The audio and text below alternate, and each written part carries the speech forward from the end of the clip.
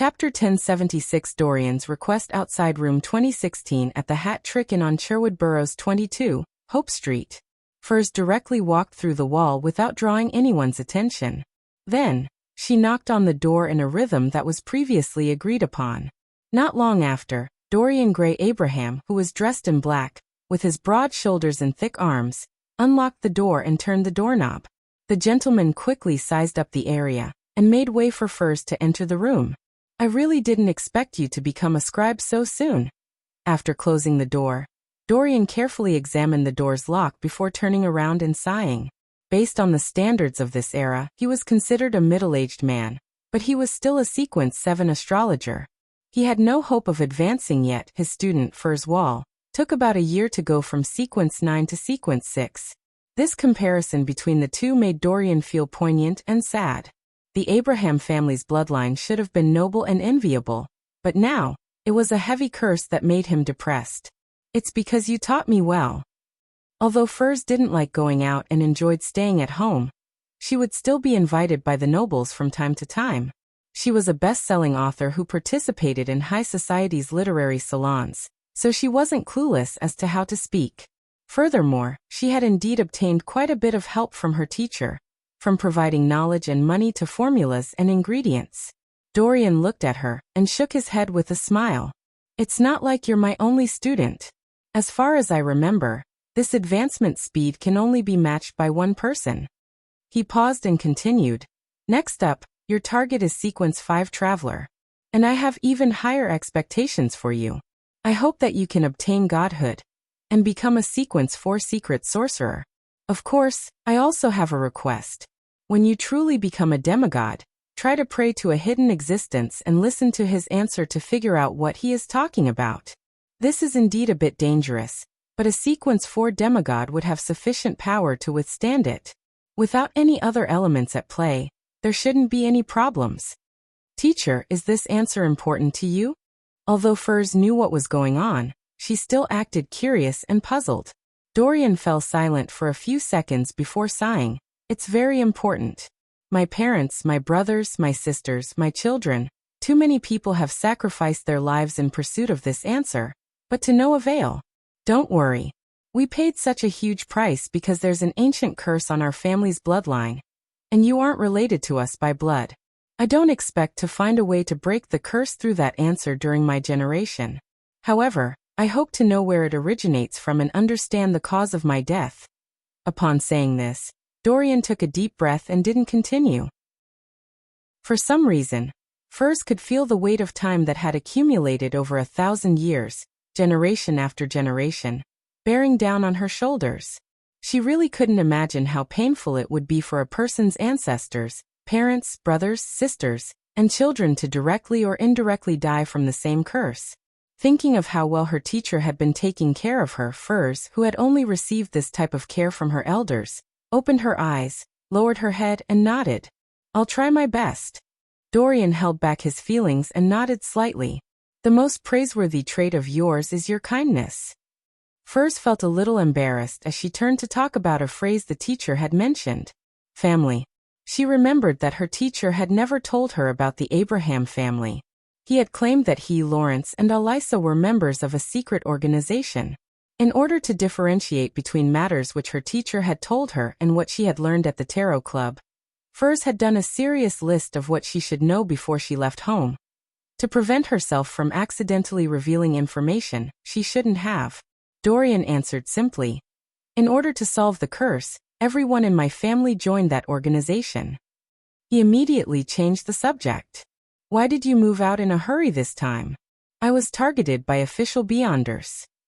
Furs first said a half-truth before complaining a little about the mailman. Dorian didn't say anything else as he stepped away from Furs and set up a ritual. He summoned the music-loving void creature, Malmouth, and he made it spit out 3 items. One was a transparent, nearly illusory crystal, and the second item was a piece of ancient goatskin parchment. The third was a small hunter's backpack.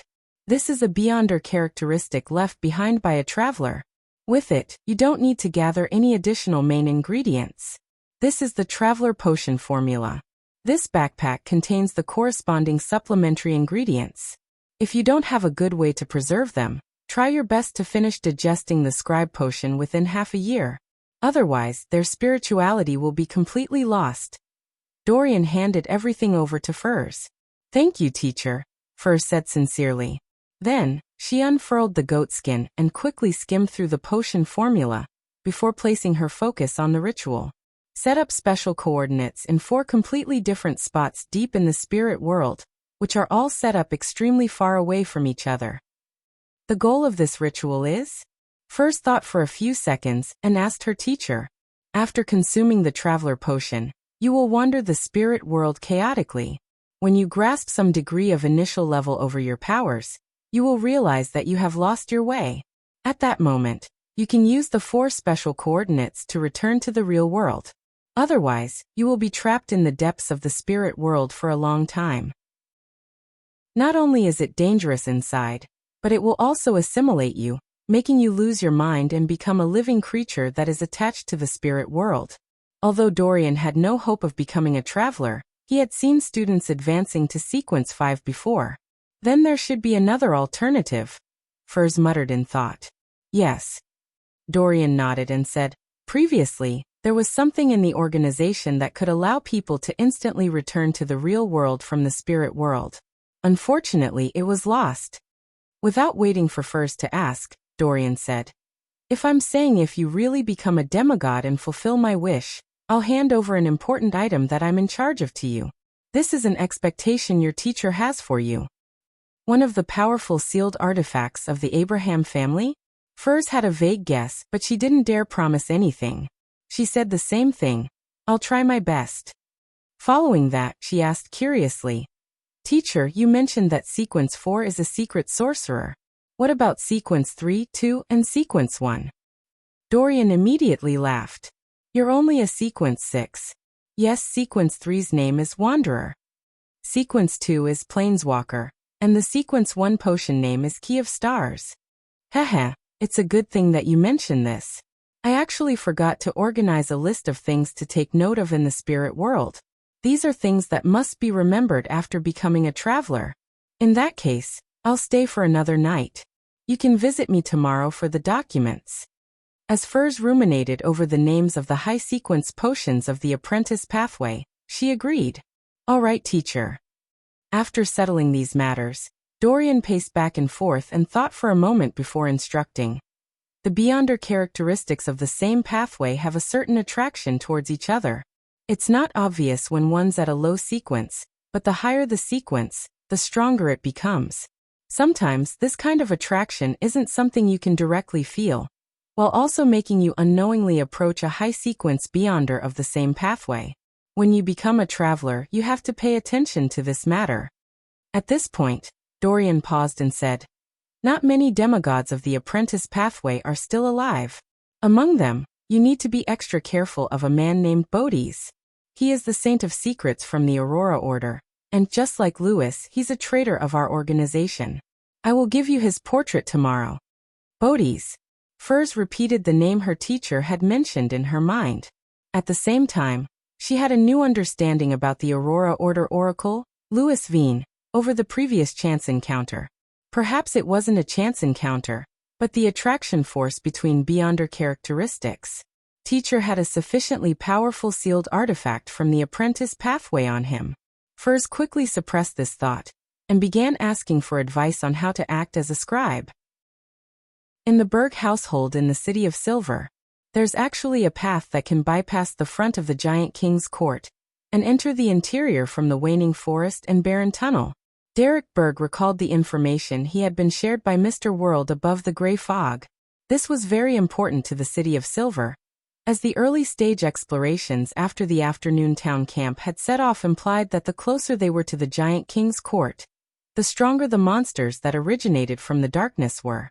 I have to tell the chief. Derek abruptly stood up and rushed out of his house, heading straight for the spire. As he wished, he saw the chief of the 6-member council, Colin Iliad. He followed Mr. Hangman's instructions, and said that he had recalled some murals he had seen in the afternoon town's shadow. On it was a secret passage that led into the Giant King's court. Colin Iliad listened quietly without interrupting Derek's narration. Finally, he nodded gently and said, "Good, you did well. What do you want to exchange for this contribution?" "A mature mind dragon's complete brain." Derek was prepared. Colin didn't ask why as he thought for a moment and said, "If that secret passage is real, then the value will definitely exceed the complete brain of an adult mind dragon. You can pick something else. Are you interested in the potion formula for a relatively higher sequence of the plantar pathway?" This is a question for Mr. Fool. While Derek was enlightened, he said in surprise, "Do we have a relatively higher sequence potion formula for the plantar pathway?" He had no recollection of it. Of course. You should remember that the Giant King's queen is the goddess of harvest, but the surrounding areas lack the corresponding beyonder ingredients. There's no rush. You can think about it again. Colin Iliad calmly changed the subject. "Are you skilled with your Priest of Light powers?" "Yes," Derek replied succinctly. Colin was silent for a moment as he looked at the adolescent child before him and said, "What kind of saint-level sealed artifact do you want to choose?" Chapter 1077 4 Choices. What kind of saint-level sealed artifact do I want to choose? Derek Berg subconsciously considered what he needed. Due to the fact that the sun pathway was rather powerful against the monsters in the darkness, and with Thunder God's roar, he didn't have the desire for sealed artifacts that provided offensive or supportive effects. Instead, the pain from being beaten up while making friends made him subconsciously hope to obtain a mystical item that could provide stronger defensive capabilities. As these thoughts flashed through his mind, Derek suddenly realized that the question wasn't directed at the saint-level sealed artifact he wanted, but which saint-level sealed artifact could be used to exchange for the Creator's cross from Mr. Fool. He hesitated and frankly asked, "Your Excellency, do you have any suggestions?" Colin glanced at him and left his original position. He slowly walked to the window and turned around. "There are 4 sealed artifacts that are relatively suitable for you. The first item is called Sword of Silver Dawn. It was left behind by an elder who died 1300 years ago. With this sword in hand, one can hide their malicious intent in certain actions, effectively interfering with divination and prophecy. They would obtain an exaggerated amount of strength and bring to their surroundings a dawn that can resist evil and degeneration. It can also stir up a powerful destructive hurricane of light. It can create an invisible and sturdy defensive wall around the wielder. Every time it connects to the land, its defensive strength will be unshakable. At the tip of the hilt is a single-eyed, huge-mouthed head engraving with living characteristics. Feeding the corresponding herbs, essential oils, and medicine to this engraving will give the Sword of Silver Dawn different effects. For example, lightning strike, freeze, purification, decay, and exorcism. This sword has strict requirements for its usage. It's impossible to lift up if one isn't at least 180 centimeters tall. Below 200 centimeters, it will be hard to unleash its full strength. In addition, the head engraving at the hilt is very fond of talking. It's always talking nonstop. If the wielder doesn't respond, the Sword of Silver Dawn might suddenly give up resisting at a critical moment, and even attack its owner. If the wielder is willing to converse with the head engraving, they will be pushed to the edge of madness. "This is what I want, a sealed artifact that's good at defense," Derek muttered to himself. He didn't interrupt the chief's explanation as he quietly listened to him introduce the other sealed artifacts. The second is Twilight Mask. This is from the first chief. It's a mask made from a skull. It can hide any malicious intent, thoughts, and inclinations. It makes the wearer feel like a dead person without any thoughts.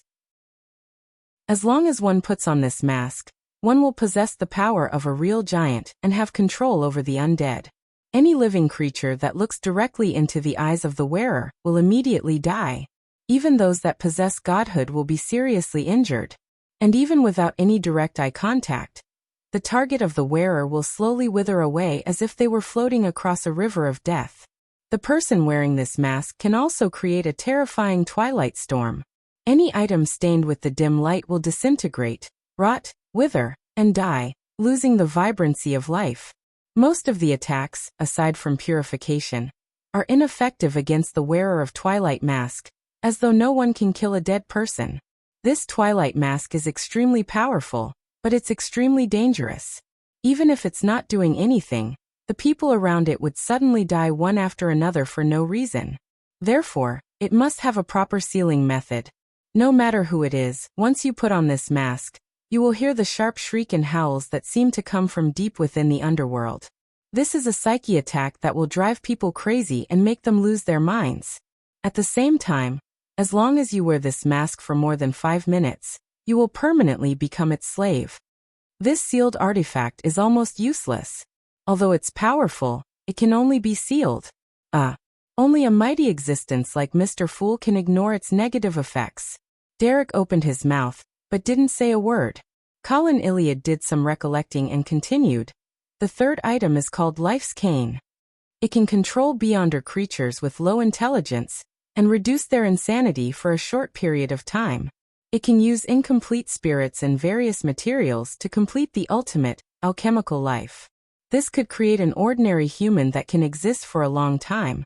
It can also create different dolls that could be used for battle and various kinds of things. This includes stone golems, mud golems, and steel golems. Any living creature lashed by this cane would have an increased tendency towards madness and losing control. Their bodies would also have a certain chance of mutating, producing watermelons, mushrooms, and wheat. Of course, these things cannot be eaten, as they would result in contamination. As for the living beings touched by the cane's tip, they'll be healed no matter how seriously injured they are, other than those that have already lost control.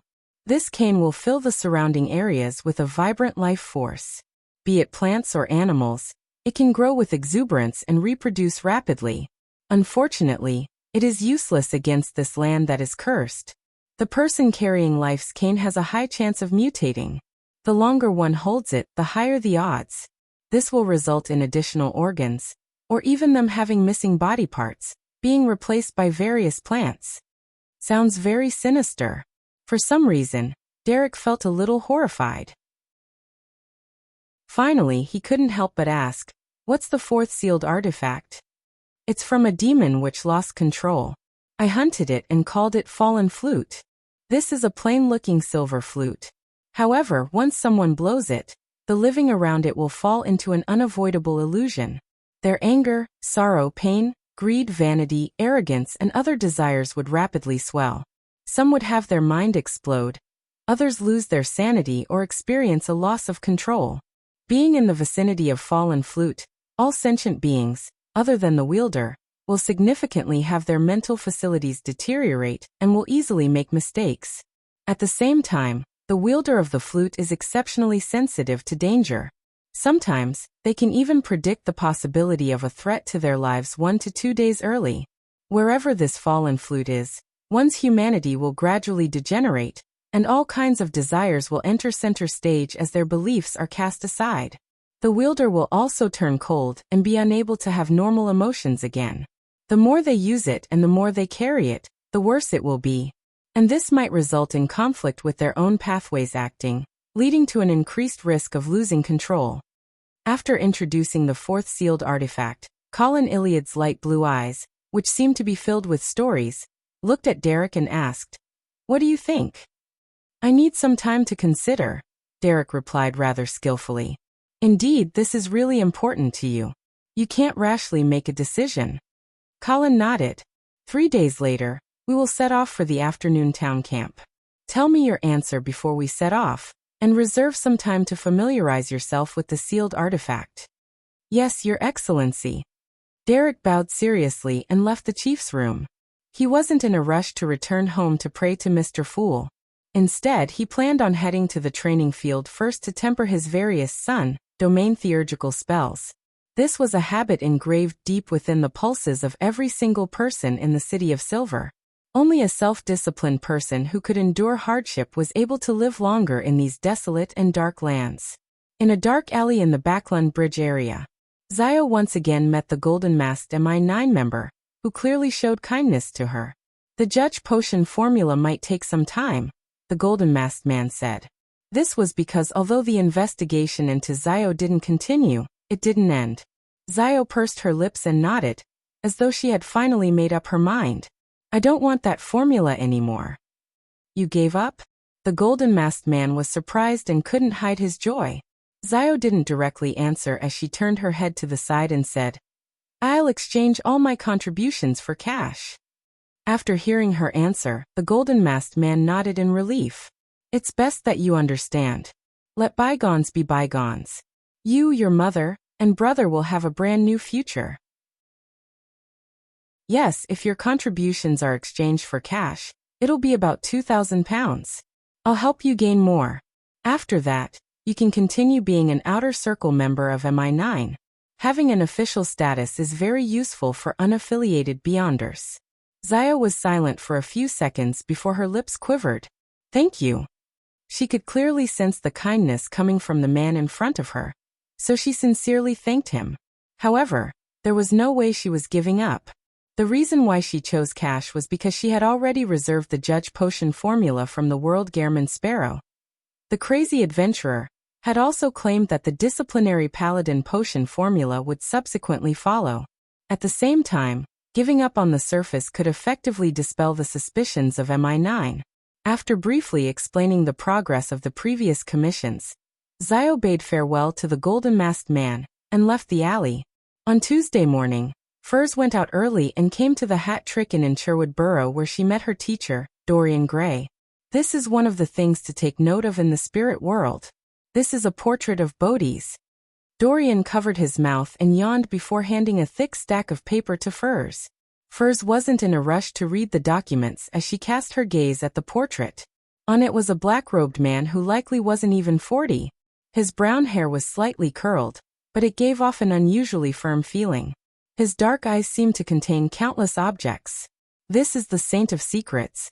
Furs rubbed her fingers together and used her Trickmaster powers to burn that portrait. Not bad. Very cautious. Dorian nodded approvingly. He then carried his suitcase and said to Furs, "I have to return to Pritz Harbor. It will arouse suspicion if I come to Backlund for too long." Furs knew that the situation in Backlund had been tense recently, so she was eager for her teacher to leave as soon as possible. Therefore, she didn't hold him back and watched him leave the room. Then, with the help of door opening, she walked all the way to the alley behind the hotel. Just as she got her bearings and turned into a street, she suddenly saw a man in a black trench coat walking over. The person swept a glance at her before looking away naturally. However, Furs's back muscles tensed up. Her eyes reflected the other person's appearance. A man who likely wasn't even 40. His brown hair was slightly curled, but it gave off an unusually firm feeling. His dark eyes seemed to contain countless objects. Chapter 1078 The Hidden Seeker Saint of Secrets Deities. Furs had experienced many things recently, to the point of being watched by a king of angels, so she didn't show any signs of abnormality. She retracted her gaze in a natural manner, and didn't slow down her pace as she walked towards the man in the black trench coat. After a few steps, they brushed past each other. Did he happen to pass by here because of the attraction between Beyonder characteristics? If he knew that teacher was here, he wouldn't be so slow and would use teleport to chase after him. Luckily, teacher has already boarded the carriage and left the inn. Furs's heart calmed down, her tense mind relaxing a little. She took a few more steps forward and looked up at the sky. She wanted to confirm if it would rain later. At this moment, a raven flew over and landed on a tree along the way. It faced the spot where Furs had just passed by. Furs stopped thinking about Saint of Secrets Deities as she maintained her speed and left the street. As the Aurora Order hadn't held a gathering in Backlund for a long period of time, and with the target being a demigod, Furs didn't have any thoughts of seeking revenge for her teacher. Ignoring her lack of combat strength, just finding and locking onto a secret sorcerer was a nearly impossible task. It's best that I wait till I become a traveler. I might encounter Deities by chance before entrusting Mr. World the corresponding mission. I'll take the time to save up money. Now, it's certain that the Aurora Order has saints in Backlund. I can't eliminate the possibility that during Deities' travel elsewhere today, he was influenced by the attraction force of Beyonder characteristic, and had accidentally lost his way in Backlund. Furs very naturally considered looking for the World Gehrman Sparrow's help. From what she knew, this gentleman had killed 2 demigods with his own hands, and he had only become a demigod for 3 months. In the upper echelons of the 7 churches, they only have about 10 demigods. Based on Mr. World's progress, it will take him at most 2 years to wipe out the powerhouses of a church. Of course, the real world isn't an ideal measurement. Having received higher education, Furs, who had been a surgeon, gradually let her thoughts wander. She walked to the street and boarded a rental carriage. Above the gray fog, there was a mini-gathering with the Sun Derek, the Hanged Man Alger, and the World Gairman Sparrow. However, unlike before, Mr. Fool was present as the witness because the Sun's main motive was to find out which sealed artifact could please this great existence, as well as to exchange it for the cross left behind by the Creator. At the same time, he still had some questions to consult Mr. Hanged Man and Mr. World about, so he had applied for a private exchange. Sword of Silver Dawn, Twilight Mask, Life's Cane, Fallen Flute. These were all items that have outstanding powers and negative effects, ones that require sealing. This also confirms that the City of Silver doesn't have any beyonders from the artisan pathway. All the spoils can only be formed naturally. Even with a godlike sealed artifact, they can shatter the characteristics, but they are unable to reform them in a better way. As the fool Klein listened to Little Sun's description, he quickly analyzed the pros and cons of different sealed artifacts in his mind. The first thing he did was eliminate the Twilight Mask because the negative effects of the sealed artifact from the City of Silver's first chief were too great. Although Klein could let his marionette wear this mask and cut off the oral senses, thus avoiding the continuous howls and screams. Furthermore, he didn't have to worry about his marionette becoming a slave to the Twilight Mask. However, in that case, his actual body might become a member of the dead who died suddenly for no reason. Following that, Klein similarly gave up the Fallen Flute for the same reasons. This sealed artifact's ability to predict danger ahead of time was indeed better than the Desire Apostle in Creeping Hunger. It was alluring, but the negative effects were also not easy to avoid. If Klein used this flute with his actual body, he would gradually turn cold and lose his normal emotions. This would be completely contradictory with the concept of using humanity to battle godhood to maintain balance. And if he were to hand it over to his marionette, he would experience a significant decrease in his mental facilities and easily make mistakes. This caused him to lose his main advantage as a beyonder of the seer pathway. In addition, this flute will make the people around it give themselves up to degeneration and desires. I don't want the residents on Backlund Street to be degenerates who give up on their morals. By then, how many illegitimate children will be BOM? I can only consider the Sword of Silver Dawn and Life's Cane. Klein mumbled silently before quickly choosing between two. The Sword of Silver Dawn's head engraving seemed to have a living characteristic. To Klein, this meant that communication was possible. And as long as they could communicate, the negative effects could naturally be reduced. As for the height restriction, he could just ignore his thickness and only focus on his height. After all, this didn't affect a clown due to its extremely high sense of balance. Regarding the problem of mutation with Life's Cane, he could avoid it by handing it to his marionettes. When he lost or gained any organs, he could heal himself with Flower of Blood, and causing the surroundings to be filled with vitality. Allowing for lush growth wasn't much of a negative effect. Since the negative effects of the two sealed artifacts weren't too serious, he had to consider their effects. The Sword of Silver Dawn was clearly from a demon hunter of the warrior pathway. Be it attacks or defense, they were both potent. It could hide his malintent and be good at dealing with devils. As for Life's Cane, it was good at creating and causing mutations, which made it rather sinister.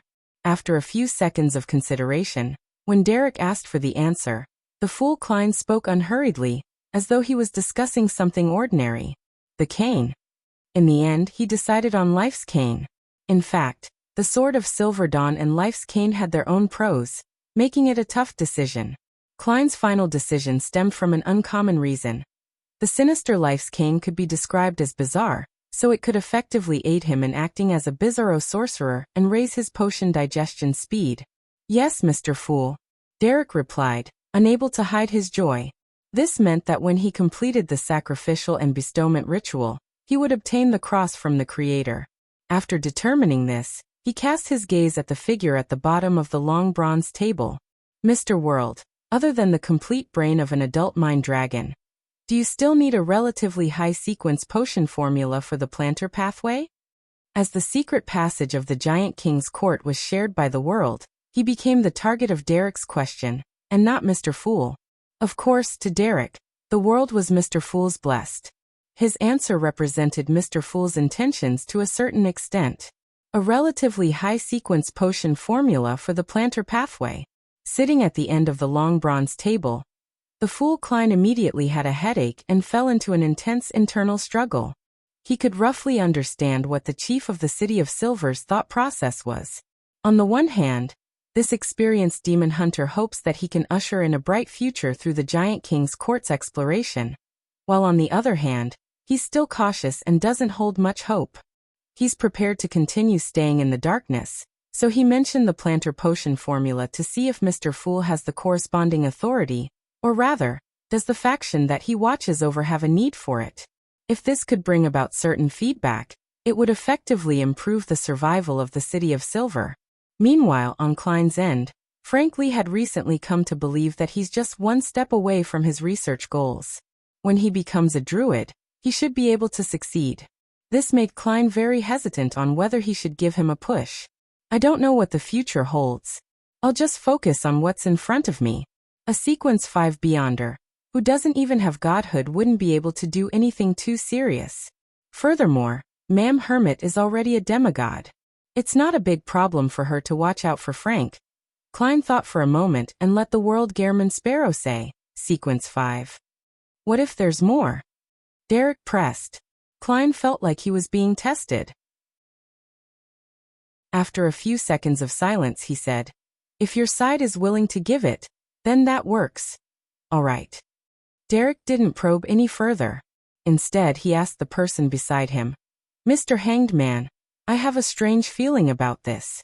Why did the chief suddenly mention the relatively high sequence potion formula of the planter pathway? The Hanged Man Alger looked at the world Gehrman Sparrow and said, this should be a test from your chief, to see if the City of Silver can change its environment. I remember you mentioning that you only know that the goddess of harvest is the Giant King's queen, and according to the records of the Sanguine from the moon, the goddess of harvest is named Omabella. Your City of Silver originally believed in her. I was originally only certain that the name Omabella was real, so I didn't have any inclination towards other explanations. Now, with your chief suddenly taking out a relatively high sequence potion formula that you didn't know before, this makes me suspect that the moon is right. This means that your City of Silver hid the fact that they once believed in the goddess of harvest. They even deliberately didn't mention her true name. There must be a huge secret behind this.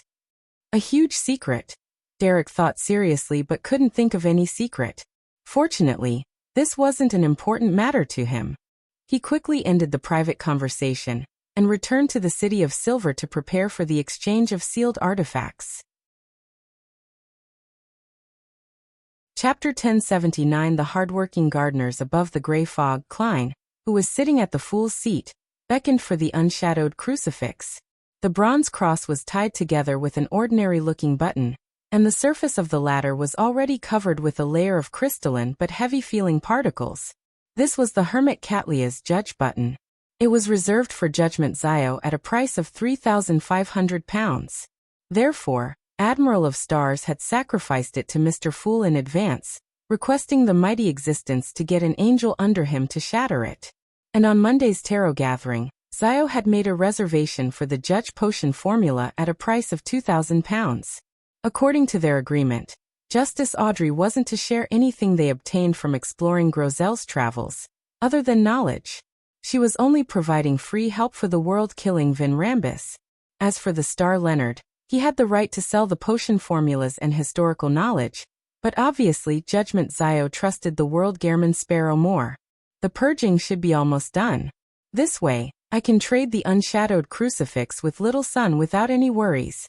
In the future, if there are other similar requests, they'll definitely be more willing to trade with Little Sun, instead of asking Mr. Fool for help. No one will dare frequently disturb a hidden existence, unless there's really no other way. When Little Sun has the chance to become a demigod and transform the unshadowed crucifix into a special characteristic, I should be a Sequence 3. I'll be able to use the power of this mysterious space above the gray fog to shatter sealed artifacts.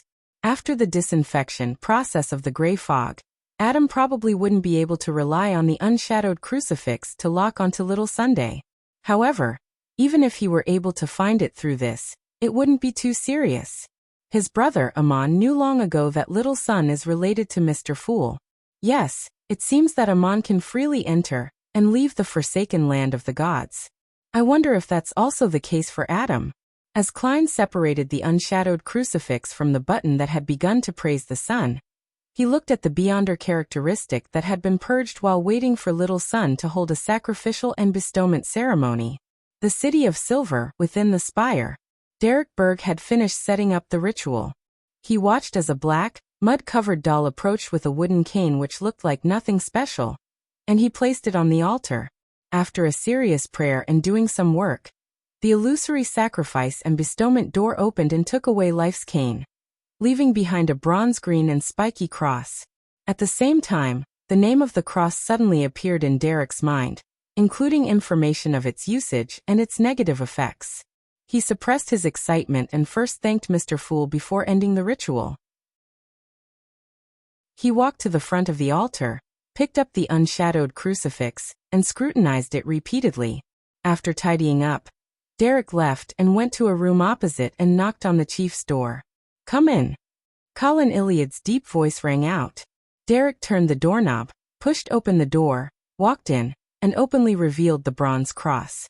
"Your Excellency, this is the item left behind by the Lord I previously mentioned. It's called the unshadowed crucifix. The method is to let the spikes on it be stained with the blood of the holder."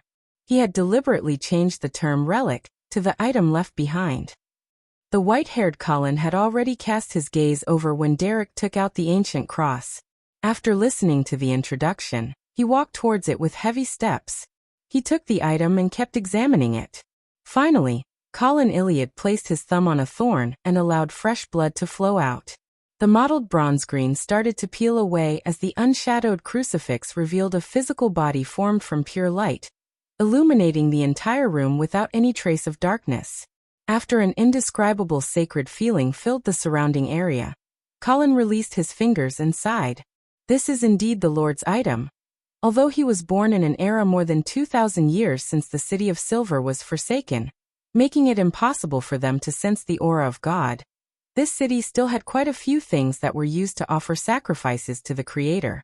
Every time the black-faced grass was harvested, they would be taken out and used in the ritual.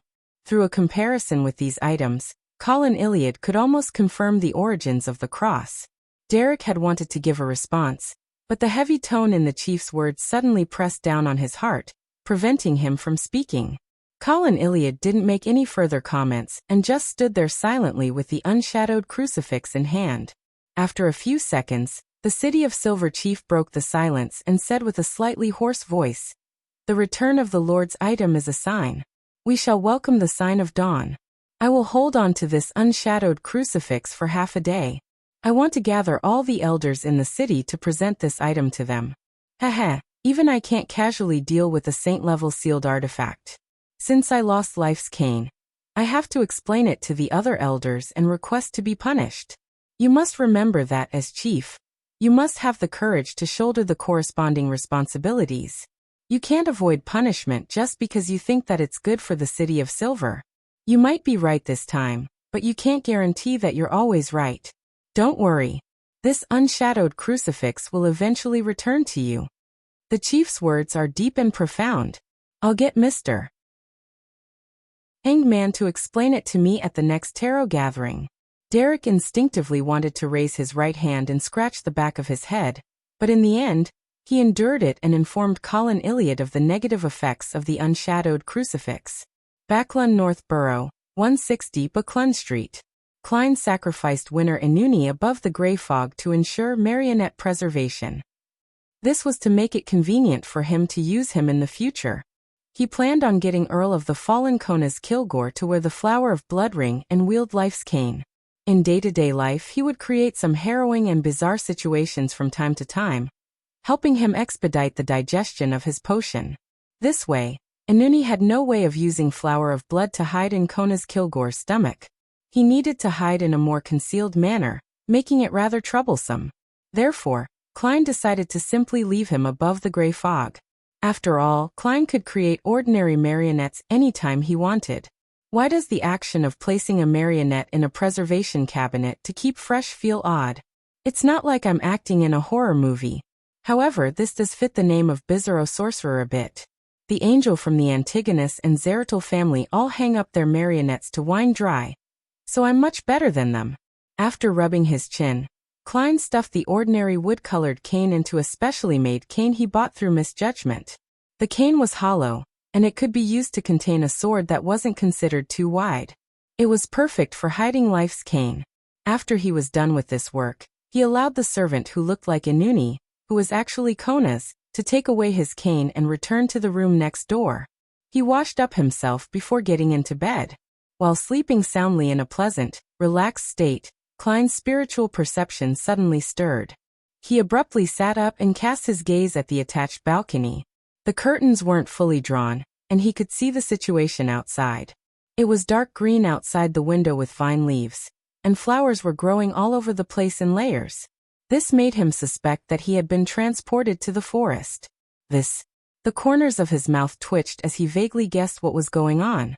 He rolled out of bed and walked to the balcony, drawing the curtains open.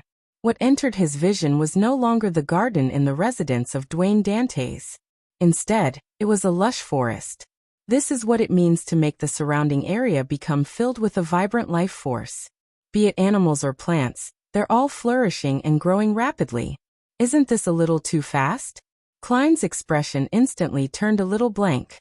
Previously, when he had divined that the Life's cane's negative effects, he had seen similar scenes. However, the revelation he received was that it wasn't harmful to the surrounding area. Thus, he believed that the growing and proliferation process took a fairly long period of time, and could be effectively controlled, allowing one to pay no attention to it for a very, very long time before seeing such a scene. With this thought in mind, he observed all the spirit body threads in the surrounding area. He realized that humans weren't affected at all, but the number of rats and cockroaches was clearly increasing.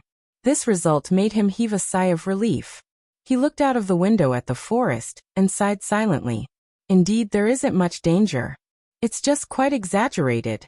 I still have to keep it above the gray fog most of the time. More than 10 seconds later, figures appeared within the forest. Some of them were very thin, and others were thick. They all wore black trench coats, and their faces were very flat. They had no eyes, noses, and mouths. These figures were either crouching or standing, busy burning weeds, cutting the vines, and removing the unnecessary flowers in the quiet night. The next morning, Butler Walter woke up as usual and opened the window. The garden outside was bathed in the morning fog.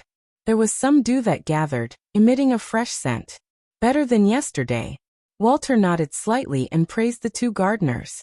The vibrant scene made him feel a little restless as he began missing his wife for no apparent reason. So he left the room to patrol the estate, and made arrangements for all sorts of affairs. Finally, he waited at the entrance of the dining room. Not long after, his employer, Dwayne Dantes, led his valet, Inuni, down from the third floor. Walter went forward to bow and talked about today's arrangements before taking the initiative to mention it. "Sir, I would like to take 1 day leave from the current month's allowance." As he spoke, he suddenly saw the mixed-blood servant's neck split open, revealing a black eye. Walter was shocked and nearly tumbled backward. But in the blink of an eye, he realized that there was no strange eye on Inuni's neck. "It must be because I didn't sleep well last night and had a strange dream, resulting in me being distracted and having hallucinations." Walter hurriedly gathered his thoughts and lowered his head slightly. In his heart, Klein apologized and nodded. "No problem. Have a wonderful day with your family." Chapter 1080. The line of thinking for acting. After watching Butler Walter leave the second floor, Klein entered the dining hall. As he looked around, he realized that the servants were much more energetic than usual. They even felt a little agitated. Indeed, Life's cane also affects humans, but it's not that ridiculous. It's at a rather normal level and still within acceptable levels. According to this logic, the servants' reproduction abilities would definitely increase. The only problem is that they don't have spouses, so there's no way to show that. Will Mr. Butler's act of returning home today result in him having another child in 9 to 10 months? His wife is almost 40 years old. It's a little dangerous for her to have children at this age. Of course, as the other party in the copulation process, the effects of life's cane would pass over to them. There shouldn't be any problems. Man, I wonder if the potential effect will result in an increase in conceiving a child. If Dwayne Dantes' moving into Backlund Street causes one to have an increased chance of having children, my reputation will practically be doomed. Klein's thoughts drifted without end. Finally, he concluded in his mind, life's cane truly is very sinister. In the future, he would only bring it into the real world for some time each day, and try his best not to affect the humans around him. After breakfast, Klein brought his valet, Inuni, to the first floor and prepared to take a stroll. At that moment, 2 chambermaids were cleaning in the main hall. "Good morning, sir." Upon seeing Dwayne Dantes approach, the 2 chambermaids immediately stood up, made way for him, and greeted him. Of course, if they were in a more remote comer, they would try their best not to make a sound, just in case they disturbed their employer. This was something they learned from Butler Walter's teachings. Klein nodded and gave a simple response as he slowly approached the door. At that moment, the 2 maids suddenly saw a wheat head embedded in Inuni's head. It was full of golden particles and was extremely attractive. Before they could even take a closer look, the valet seemed to have sensed something amiss. He raised his right hand and yanked off the piece of wheat using plenty of force. The 2 maids looked at each other in surprise and amusement. They imagined that Inuni had accidentally gotten some wheat on his body when he followed Mr. Dantes over to Mager Manor, bringing it all the way back to 160, Backlund Street, where they scattered in places that weren't easy to clean. For example, under the pillow he slept last night. In his dreams, he pushed the pillow away and ended up lodging a piece of wheat into his hair without realizing it when washing up in the morning and during breakfast. Although this process was complicated and not easily achieved, it was still possible. It can't be that Inuni grew a single wheat head, right? The 2 maids mumbled to themselves as they continued with their work. After exiting 160, Backlund Street, Klein and Inuni slowly walked with one behind the other under the withered Intis parasol trees, breathing in the fresh autumn air. Like him, a number of neighbors were taking a morning stroll. Of course, this wasn't a habit belonging to those amongst Backlund's high society. Last year, the smog was very serious, and the air was quite pungent. No one was willing to waste their time in the streets, braving the cold wind and the humidity. As a neighbor, since they had met each other, there was no doubt that they would greet each other. When they walked past each other, one of the lawyers glanced at Dwayne Dantes' valet from the corner of his eye. He had raised his hand to cover his mouth as if he was yawning. When the mixed-blood youth put down his right hand, the lawyer suddenly realized something was different. His nose seems to be even higher. Haha, I must have been thinking too much about such matters, causing me to hallucinate. If only my nose was slightly higher. As the lawyer thought about it, he raised his hand and rubbed his nose. At the same time, he saw 2 wild dogs engaged in a chase in front of him, attempting to reproduce on the street. After the stroll, Klein returned to the activity room on the 3rd floor and sent life's cane above the gray fog. Indeed, there's a certain effect. The main point of the Bizarro Sorcerer's digestion is actually to create shocking scenes to scare people, as well as use a strange method to make people horrified. This really does resemble a director. But it's just a horror flicks director. Yes, I don't have to really scare them. Peaceful daily life events contain terrifying scenes, but the surrounding humans don't notice them at all. They only occasionally made the connection, and when they think about it, they would feel a sense of fear from certain possibilities, to the point of not daring to turn off the lights and ending up having nightmares. That's also a horror film archetype. As Klein observed his condition, he summarized his experiences over the past few months, and finally summed it all up with the keyword horror film director. After understanding this, he had many ideas on how to quickly digest the potion. Not only did he have to deal with enemies, but he also had to turn his enemies into the main characters or important supporting roles in a horror film. This will be quite troublesome. I definitely have to give my all to the targets at the demigod level. I wouldn't be in the mood to waste my time and effort on pulling some tricks. Well, there's no need to find a demigod target. There's no restriction for acting like this. I can teleport to the sea and find some lucky pirates to participate, creating some horror stories. That's right. Since I'm a director, I have to let my works spread.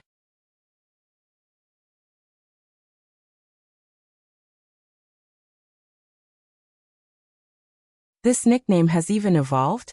Klein reached out and took the letter. When he opened it, he realized that it was indeed from the Artificial Death Faction's demigod. He wrote on the letter, "I've already prepared the special ritual that will help my teacher, Hater, recover further. Your Excellency, I will hold it tomorrow at midnight given your permission." The ritual that points towards the angel Hater? There's no way to avoid the numinous episcopate's Artificial Death Faction's testing of Patrick. This can be interfered with using Paper Angel. Just in time. With a flick of his wrist, Klein burned the letter. Following that, he took out a piece of paper and wrote down an answer. "Yes, you may. You must be careful. In the quiet night, near midnight, in an uninhabited clothes factory in St. George Borough, there was an open area that had been cleared. Nearly 10 black-robed figures were standing there. In the middle of them was a deep black coffin that looked rather heavy. Around the coffin were many golden ornaments with mud stains. There were many candles flickering with pale white flames, as well as one skull after another. The hideous white skulls belonged to humans, others from animals. Some were extremely strange and had a deformed look to it. It was hard to imagine their original appearance. The skulls were piled the highest up at the front, with Patrick Bryan standing there. He had also changed into a black robe, but he didn't pull up his hood, revealing a deep outline. He had black hair, brown eyes, and a rather long face. This demigod hadn't done anything, but his surroundings had turned extremely cold, as though countless invisible creatures were celebrating. As Patrick Bryan raised his right hand, the hooded believers jumped up and twitched a little. It was a crazy and rhythmic dance.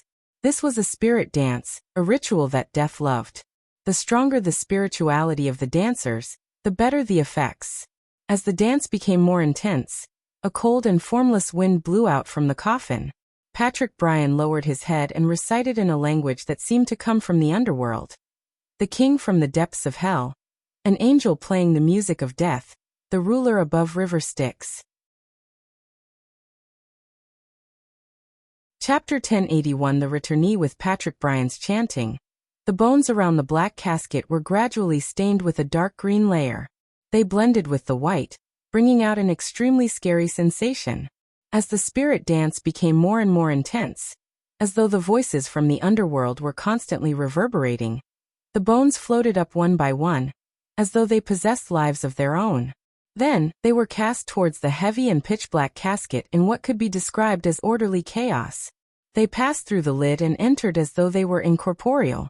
The casket immediately transformed into a deep whirlpool that seemed like it couldn't be filled. It expanded on the spot, emitting a cold aura that was high and mighty. This made Patrick Bryan instinctively tremble and lower his head. This was an angel, the aura of a death consul. At that moment, the believers of death, the ones who were dancing spirit dance, all collapsed to the ground with their bodies left convulsing. Their consciousness became muddled, as though they were touring the underworld. And above the gray fog, with the help of his marionette's prayer points of light, the fool Klein secretly heaved a sigh of relief because the leader of the numinous episcopate's Artificial Death Faction, the angel who was sleeping in the mausoleum, the high priest Hater's test didn't exceed his expectations. Using the enslavement and control higher sequence beyonders of the death pathway had on lower sequence beyonders, he could directly obtain information from Patrick Bryan.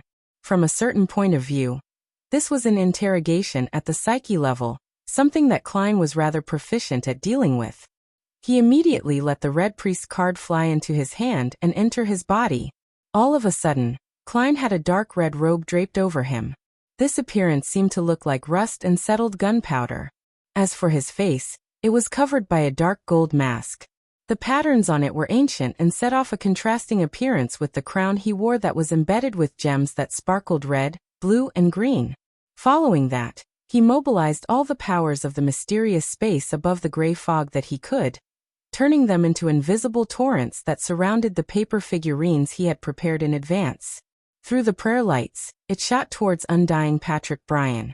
At this moment, Patrick's body trembled slightly due to the feeling of submission he felt towards his teacher's aura, as though he could see layers of holy wings.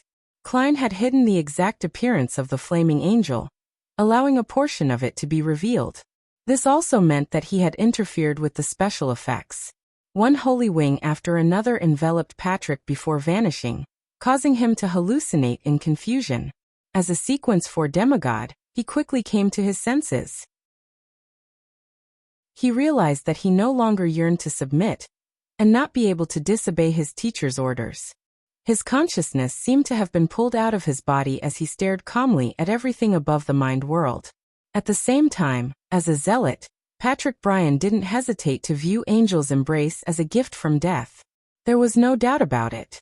At that moment, in the deep vortex formed from the black casket, an old and cold voice sounded out, one that could rip out a person's soul from their bodies. Not bad. Any progress in awakening God recently? Patrick Bryan followed the instructions given by the Blessed, and he described his efforts and intentions in a half-truthful manner. After a series of questions and answers, the Death Domain angel on the other side of the vortex, Hater, didn't suspect anything. He calmly said, "Very good. Continue doing it. I will support you." He paused for a moment and nonchalantly said, "I'll send you an assistant first. A Sequence 5 gatekeeper to help you in completing the corresponding tasks to relieve your stress." Is this what His Excellency mentioned about not being at ease with me? Teacher is indeed unwilling to see me gain the favor of God and threaten his position. Having been slowly influenced by Klein through his daily communications with him, Patrick Bryan, who had slowly changed his mindset, had no way of rejecting such kind intentions. He could only answer politely, "Yes, teacher." Just as he said that, the pitch-black vortex suddenly opened up. It transformed into a mysterious pattern, conjuring up a pair of indescribable double bronze doors. With a creaking sound, the door opened and a crack widened. There was still darkness behind the rift, and there seemed to be eyes hidden in the depths of the darkness, quietly watching the outside. At that moment, a palm stretched out and rested on the door crack. Its skin was rather pale, allowing one to see the blue blood veins underneath. With a tug, a figure leaped out of the door. This was a young, tall man wearing a black robe with red linings with his hood pulled up. His facial features were gentle, and his skin was slightly brown. It was obvious at a glance that he was from a southern continent bloodline. He was rather handsome, but he looked anemic. Stepping on the solid ground beneath his feet, the young man didn't even glance at Patrick Bryan. He raised his head and looked into the sky.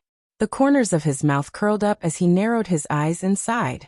This intoxicating atmosphere, as a beyonder of the death pathway, to be ignored by someone whose sequence was lower than his, there was no doubt that Patrick Bryan was a little angry, but in front of his teacher he had no choice but to follow the flow and end the ritual. During this process, the fool's response above the gray fog was even more intense than Patrick's. Because through the gray fog's true vision, he could see the abnormality of the new gatekeeper.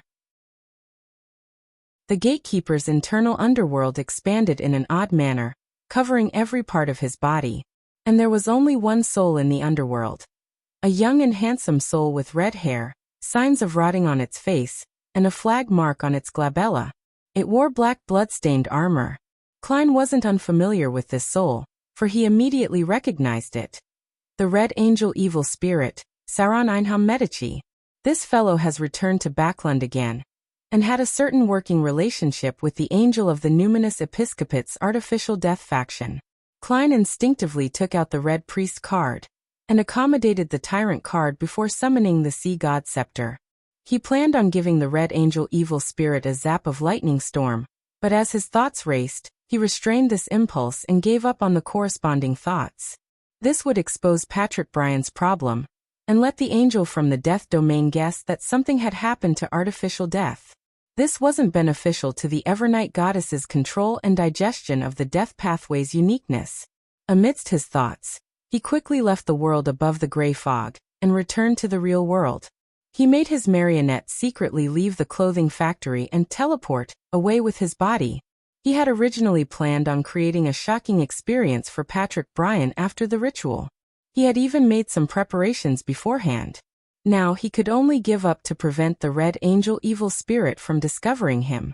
Inside the clothing factory, the young gatekeeper, who had been possessed by Sauron Einhorn Medici, pulled his hood even lower before turning his head slightly and looking in a particular direction outside. That was the spot where Klein's marionette, Kona's Kilgore, had been hiding, nearly a kilometer away from the factory. After staring at it for a few seconds, the young gatekeeper revealed an obvious smile. Just as Patrick Bryan was about to say something, planning to use his identity of the person in charge of the Numinous Episcopate's artificial death faction to haze the envoy of his teacher, his spiritual perception was triggered. He turned around in a bizarre manner, casting his gaze on another building in the factory. On the second floor of the building, behind a glass window in a room, there was a pair of emotionless black eyes staring at them. Patrick Bryan's eyelids twitched, and his body suddenly vanished. Woo! A cold wind blew, causing the glass window to rot silently. Without any movement, it crumbled into countless snowflakes. In the corresponding room, a skinny Patrick in a black robe and a thin face emerged. He saw that the master of that pair of cold, black eyes was a rough mud doll. Who made the doll? Who moved it here? Patrick Bryan looked around cautiously, not missing any corners. Just as he turned his gaze towards the corridor and faced the glass window with his body slanted, the crude black eyes of the mud doll suddenly turned. Then it raised its hands and grabbed Patrick's neck. Halfway through the action, the mud doll seemed to lose its support and lost all mobility. Many cracks appeared on its surface as it instantly shattered into pieces. Patrick Bryan's figure disappeared first before he appeared in the corridor, staring at the collapsed doll as if he was facing a most powerful enemy. At that moment he had really jumped in fright. Although there were all sorts of bizarre and harrowing matters related to spirits, it was still quite scary for a puppet to suddenly come alive without the influence of an external spirit body. The mud doll lay there quietly in fragments without so much as a stir. Patrick Bryan waited patiently for a while before finally confirming that there were no more abnormalities. He shuttled through the spirit world once again and returned to the place where the ritual had been held. At that moment, the heavy pitch-black casket had completely decayed. It was as if it had been buried in the ground for centuries, if not millennia, and the surrounding underworld believers were slowly recovering from their semi-conscious state. Patrick Bryan looked around but could not find the young gatekeeper sent by his teacher. He didn't know when he had left. Isn't he here to spy on me? The demigod of the death pathway was at a loss. Taking into consideration the abnormal discovery he had made, the living mud doll, Patrick Bryan didn't delay any further. He quickly snapped his followers awake and cleaned up the scene and removed all traces. After he was done, he suddenly heard a voice. "Is this clothing factory yours?" Patrick Bryan's figure instantly disappeared and appeared again, now facing the person who spoke. That was the young gatekeeper who had gone somewhere. No. Patrick frowned slightly. How could he do such a thing in his own factory? If he was exposed, wouldn't there be no way out? Not too stupid. The young gatekeeper nodded gently. Patrick narrowed his eyes and suppressed his anger. "Where did you go?" The young gatekeeper chuckled and said, "I visited some familiar spots and met a friend." Chapter 1082 Sudden Turn of Events 160 Backlund Street, inside Dwayne Dantes' mansion. After teleporting back, Klein didn't delay at all. He immediately set up an altar and held a ritual to pray to death. "You are the essence of death. You are the Lord of the dead. You are the final home to all living beings. I pray for your help. I pray that you will know how to resolve the problem of the Red Angel evil spirit. He has possessed the body of a gatekeeper and is cooperating with the Numinous Episcopate's high priest, Hater. He has come to Backlund and been made an assistant to Patrick Bryan. With regard to this matter, there was really no choice but to seek help from the Evernight goddess. Ignoring the possibility of seeking out the ascetic leader, Ariana, in a cooperation effort, or whether he had the ability to finish off Sauron Einhorn Medici. Even if he could, once the Red Angel evil spirit disappeared, The numinous episcopate's artificial death faction's high priest would immediately understand that something major had happened here. He could then connect it to other abnormalities and determine that there was something wrong with artificial death's condition. Then, using his own level and status, possible sealed artifacts, and his familiarity with the pathway, he might be able to create mutually harmful acts of destruction. And if he ignored the Red Angel, this evil spirit who was a conspirer wouldn't take long to detect something abnormal with Patrick Bryan. With his knowledge and intelligence, it wasn't difficult to guess the nature of the problem. No matter how I deal with it, it'll be a problem. As expected of an angel in the war domain. Even if he is a 3-in-1 spirit body, he can still create unresolvable problems for others. This must have actually been an idea that he gave Hader. Actually, I do have an extreme idea.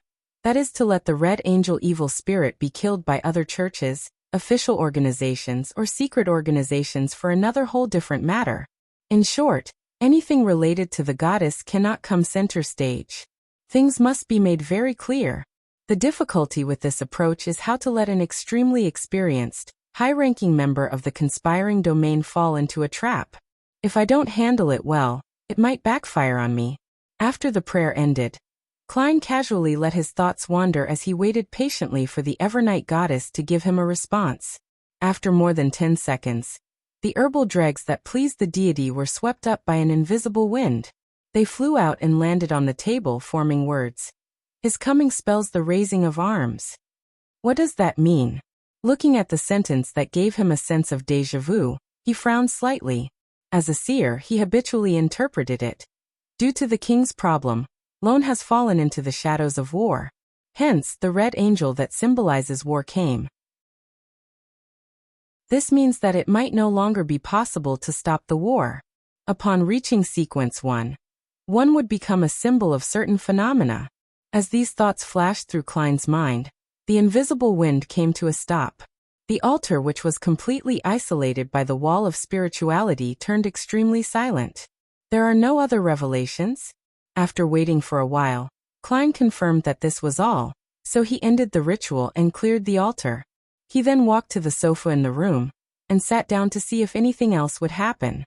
After a full 15 minutes, he didn't usher in the arrival of the matron of the Evernight cloister, the leader of the 13 archbishops, Angel of Concealment, Ariana. I don't have to deal with the Red Angel evil spirit, and I should just leave him be? Or, there's another solution, but my involvement isn't needed? In essence, he wasn't a devout believer of Evernight. Since the goddess said that he didn't need to bother about it, he naturally couldn't be bothered to do so. After all, this matter was not only extremely troublesome for him, but it was also extremely dangerous. Shaking his head, Klein took out a pen and paper from his pocket and began a dream divination. What had happened tonight made him feel that he couldn't waste any time. He had to digest the Bizarro Sorcerer potion as soon as possible. Above the fog sea, inside a steam-powered merchant ship that was extremely close to a pirate ship. One by one, the men and older women were tied up and pushed to the edge of the deck. Then, the pirates either used their hands or legs to throw them into the sea. The splashing sounds didn't affect the pirates at all, guffawing over this bloodless massacre. After clearing the captives, they carried their guns and lanterns to the shipboard, preparing to enjoy the pitiful bugs struggling. However, under the light, the dark blue sea beside the boat quietly undulated. No one was there. They sank so quickly, a pirate blurted out in surprise. The leader of this pirate crew frowned. After looking at it for a while, he said, "Perhaps some sea monsters passed by and treated those who dared resist us as food bestowed by the gods. Perfect timing. If we feed it, it won't attack us." Upon saying this, the leader waved his hand. "Everyone, enjoy yourselves." As a fairly experienced pirate, he knew that there were many strange things at sea. It was best not to seek out the reason, and try to figure out the truth. Since it didn't harm him or his crew, he would thank the Lord of Storms for his blessings, doing so as though nothing had happened. After making sure that there were people on duty, the pirates began gulping down copious amounts of alcohol, ate huge chunks of meat, and sang loudly, and fought for the rights to the young female captives. In the noisy and lively atmosphere, the pirate leader led a beautiful passenger that he had long taken a liking to into the captain's room. He eagerly began the final process for that night of revelry. In the middle of the night, the tired pirate leader stretched out his right hand and touched something cold. He jolted awake. Through the crimson moonlight shining through the window, he saw a piece of coarse wood in his arms. A series of branches with green leaves grew out from the wooden block, hugging him like a human's limbs. Pa! The pirate leader's pupils rapidly dilated. As he pushed away the wood, jumped off the bed, and stumbled back. Was I with such a thing previously? His mind was filled with terror. He couldn't care less about his clothes, picking up a flintlock and cutlass before leaving the room immediately. Outside, there was a pirate on duty. How can I be happy to steal your ear? When the pirate saw his leader open the door, he quickly asked. The pirate leader had originally wanted to chide the other party for secretly drinking, resulting in his incoherence. However, when he looked up, he saw that his subordinate's mouth and his surroundings were filled with golden grains. Even the surface of his tongue was covered in dense clusters. The pirate leader's scalp tightened as he felt a numbing chill run down his spine.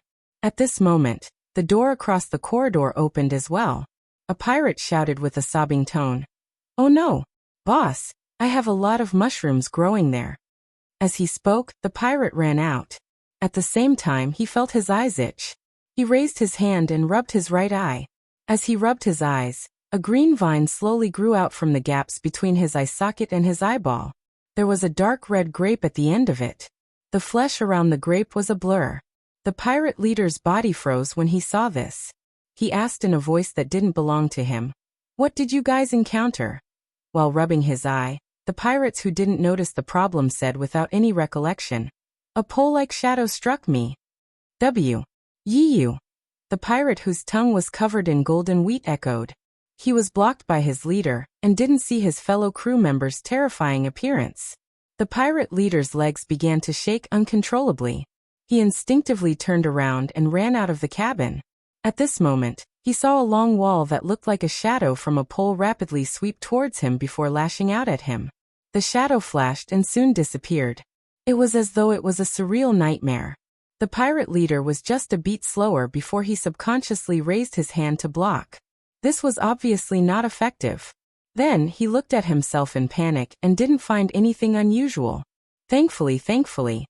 The pirate leader couldn't help but let out a sigh. Before he could finish, he suddenly heard a slightly muffled voice. Thankfully. This voice seemed to come from his body.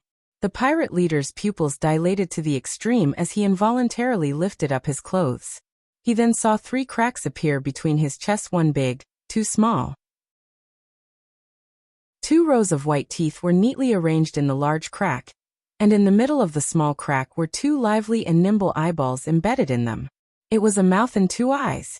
The pirate leader had a mouth and 2 eyes on his chest. No. A scream rang out from the boat, filled with indescribable terror. In the next 15 minutes, some of the pirates went mad and killed their companions. Some successfully escaped back to their own ship, only to discover that the people on it had also turned mutated. Hence, they jumped into the sea in despair. By the time everything calmed down, there were only about 10 normal pirates slumped on the deck and hiding in their rooms. There was a stench around them. After a while, passengers came out of the cabin one after another. They looked at the scene in front of them in disbelief. They either thanked the gods or stood there in a daze. It was early in the morning. Klein got out of bed and began to wash up. Just as he was changing his clothes with the help of his valet, Anuni, he saw butler Walter, who had just returned from a leave of absence, walk to the door and say, "Sir, Bishop Electra is here to pay a visit. Let him wait for me in the activity room where he can enjoy a cigar." Klein hesitated for a moment before saying. He suspected that this was a late response from the goddess. Walter immediately turned around and went downstairs to make the arrangements. Before long he returned and said, "Sir, Bishop Electra has already bade farewell and left. He wanted me to tell you that you must go to St. Samuel Cathedral in the morning. He said that the church and the government are going to hold an air raid drill together." Air raid drill. Klein frowned. At that moment, his spiritual perception was triggered. He turned around and looked out the window. In the air, there were rows of dark brown-colored airships approaching. These airships had slanted patterns of red, white, and yellow emblems. This was the flag of Faceac. Upon seeing this scene, Klein suddenly understood what he had overlooked. War might not be initiated by the Lone Kingdom. An ancient and hidden organization definitely had very high-ranking members in other countries. Otherwise, it wouldn't have been able to affect the world's situation. Chapter 1083. Backlund in Chaos. Although the Sonia Sea wasn't like the Fog Sea, with it often being filled with fog, the northern regions would occasionally fill up with a rather thick fog every autumn and winter morning. Alger Wilson's Blue Avenger was sailing in such an environment, following the borders of the Sonia Island back to the lone coast. He had already spent too long in the North Sonia Sea, so he needed to return for a routine report. Within the pale white fog, the ghost ship quietly proceeded forward, occasionally appearing like a dream that didn't leave any traces. Alger was wrapped by the wind as he stood in midair in front of the window, admiring the white world outside. He allowed his thoughts to wander in different directions. Suddenly, his eyes focused as some silvery white light flashed in his pupils. He saw a large sail through the fog in the distance, and a massive ship silently cruised past. This ship wasn't alone. Behind it were several similar ships. 1, 2, 3. They formed a fleet that spanned a great distance. Faceac's Sonia Sea Fleet. They've all been mobilized. Where are they heading to? Alger's feet landed on the deck. His gaze immediately turned to the other side, where Sonia Island was located. After the various exchanges at the Tarot Club, Alger was already certain that the world situation was tense, with war about to break out at any moment. At that moment he made some connections and made a guess. To the Faceac Empire and the Lone Kingdom, Sonia Island was extremely important. If it were occupied by the Lone Kingdom, Faceac's Eastern Naval Fleet would be completely blocked off in the cold north, unable to vie for any of the various colonies in the Sonia Sea or head to East Balam.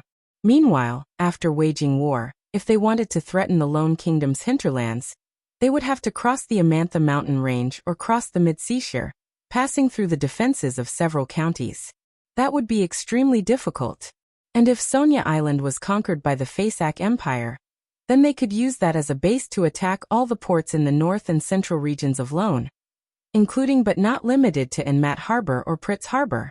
If the Faceac commander was more daring and unfazed by the losses, he could even be able to directly target the capital of the Lone Kingdom, Backlund, which was not far from the port.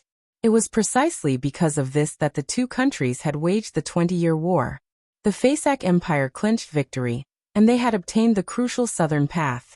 In the Battle of the Violated Oath, Lone had won the war but had failed to regain this territory. Its strategic goals for the war were only half achieved. Alger stared at this scene for a moment before speaking in a serious tone. Is war about to erupt? In Backlund, a large number of airships from Faceac had entered from North Borough and arrived above the huge city.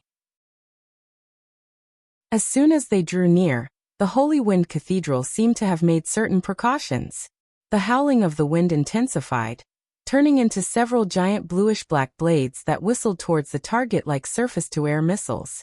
Seeing that the huge blades were about to hit the airbags of the airship, an invisible layer of defense appeared and shielded it from all the attacks. Under the violent strike, the transparent wall shook, but ultimately managed to hold on. At the same time, the compartment for guns, projectile launchers, and cannons of the airship opened up and aimed downwards. Boom! As a hurricane around the Holy Wind Cathedral took form, a loud explosive boom emanated in every direction. In such a terrifying storm, the airships were like boats sailing through the sea where they met mountain-like waves, and were about to be tossed into the distance. At that moment, the blood and rust-like beams of light flashed on the leading airship. They enveloped all the other accompanying airships and connected them together. Suddenly, Faceac's airship fleet had stabilized in the hurricane, and was no longer a puny boat in the gigantic waves. The power of the high-level Red Priest pathway belonged to war, and war was the art of gathering the masses. This was the authority of a war bishop. After the Faceacians blocked this wave of attacks, they took advantage of the gap in between the wave of attacks to deliver their bombs through the hatches, and allow them to drop beneath them. And in the hurricane, the trajectories of the bombs became unpredictable. Boom! Boom! The cannon hatches also lit up and showed off their prowess that would honor the god of war. This airship fleet didn't attempt to travel through Backlund. After entering North Borough, it immediately turned to West Borough, the center of politics for the Lone Kingdom. North Borough, Backlund University of Technology. The withered intis parasol tree leaves swayed in the wind. Students were either carrying books or bags as they walked around the campus. As a member of an institute of higher education, as the first batch of students of this reorganized university, these young adults were full of vigor. They looked forward to their future and would gather together every day to discuss their ideals, recite poems, and research technology. They were pure and happy. Melissa Moretti walked amidst them as she raised her head to look at the wall clock at the top of the main teaching building, and involuntarily hastened her pace. She had to go to Chancellor Moment's office today to prepare for the upcoming mechanical laboratory that was to be officially launched. This was something that she enjoyed greatly, something which made her feel happy every day. She felt that life on campus was so wonderful, and that her classmates were so adorable. Subconsciously, Melissa looked at the steam locomotive in the middle of the square. Its massive, complicated body was displaying its infinite charm in the machinery industry. Quite a number of students liked to gather there, knocking, hitting, and analyzing its structure. As for the school, it didn't encourage or forbid it. The corners of Melissa's lips curled into a smile as she moved to look away. Suddenly, a metallic gray object descended from the sky and landed in the middle of the square. Boom! The ground shook violently as all the windows of the main teaching building shattered. If not for the distance, Melissa might have been thrown up by the blast of air. Countless screams rang out, and like the other students, Melissa fled in panic, not knowing what had happened. She was only 16 years old after all. She had never experienced such a scene before. The billowing dust and smoke gradually fell. After hiding behind a tree, Melissa subconsciously looked at the spot where the explosion had just occurred. Her expression instantly froze, and her eyes glazed over. The steam locomotive's head was already in pieces. Its components and fragments were scattered everywhere. The students around it, and those passing by, had already collapsed to the ground, their bodies no longer intact. They were no longer breathing. Some of them were covered in blood, others charred. There were some moaning in pain. This scene was like an oil painting that wasn't realistic enough.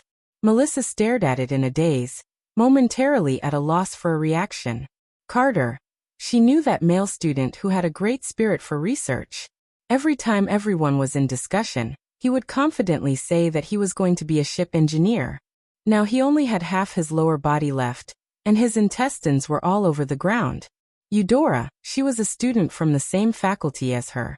Despite studying machinery, she loved poetry very much and was rather talented in this aspect. She was loved by the people around her. Sometimes, Melissa would also attend their gatherings and quietly listen to Eudora's recital. She felt that this girl was really attractive, but now, her leg was badly mutilated, and she was moaning half-consciously in pain. In just a few seconds, these people's future had been cruelly changed. It was only when many teachers rushed out of the teaching block and started to rescue the injured and evacuate the students that Melissa woke up from her trance and hurriedly moved closer to the teachers. Listen to me.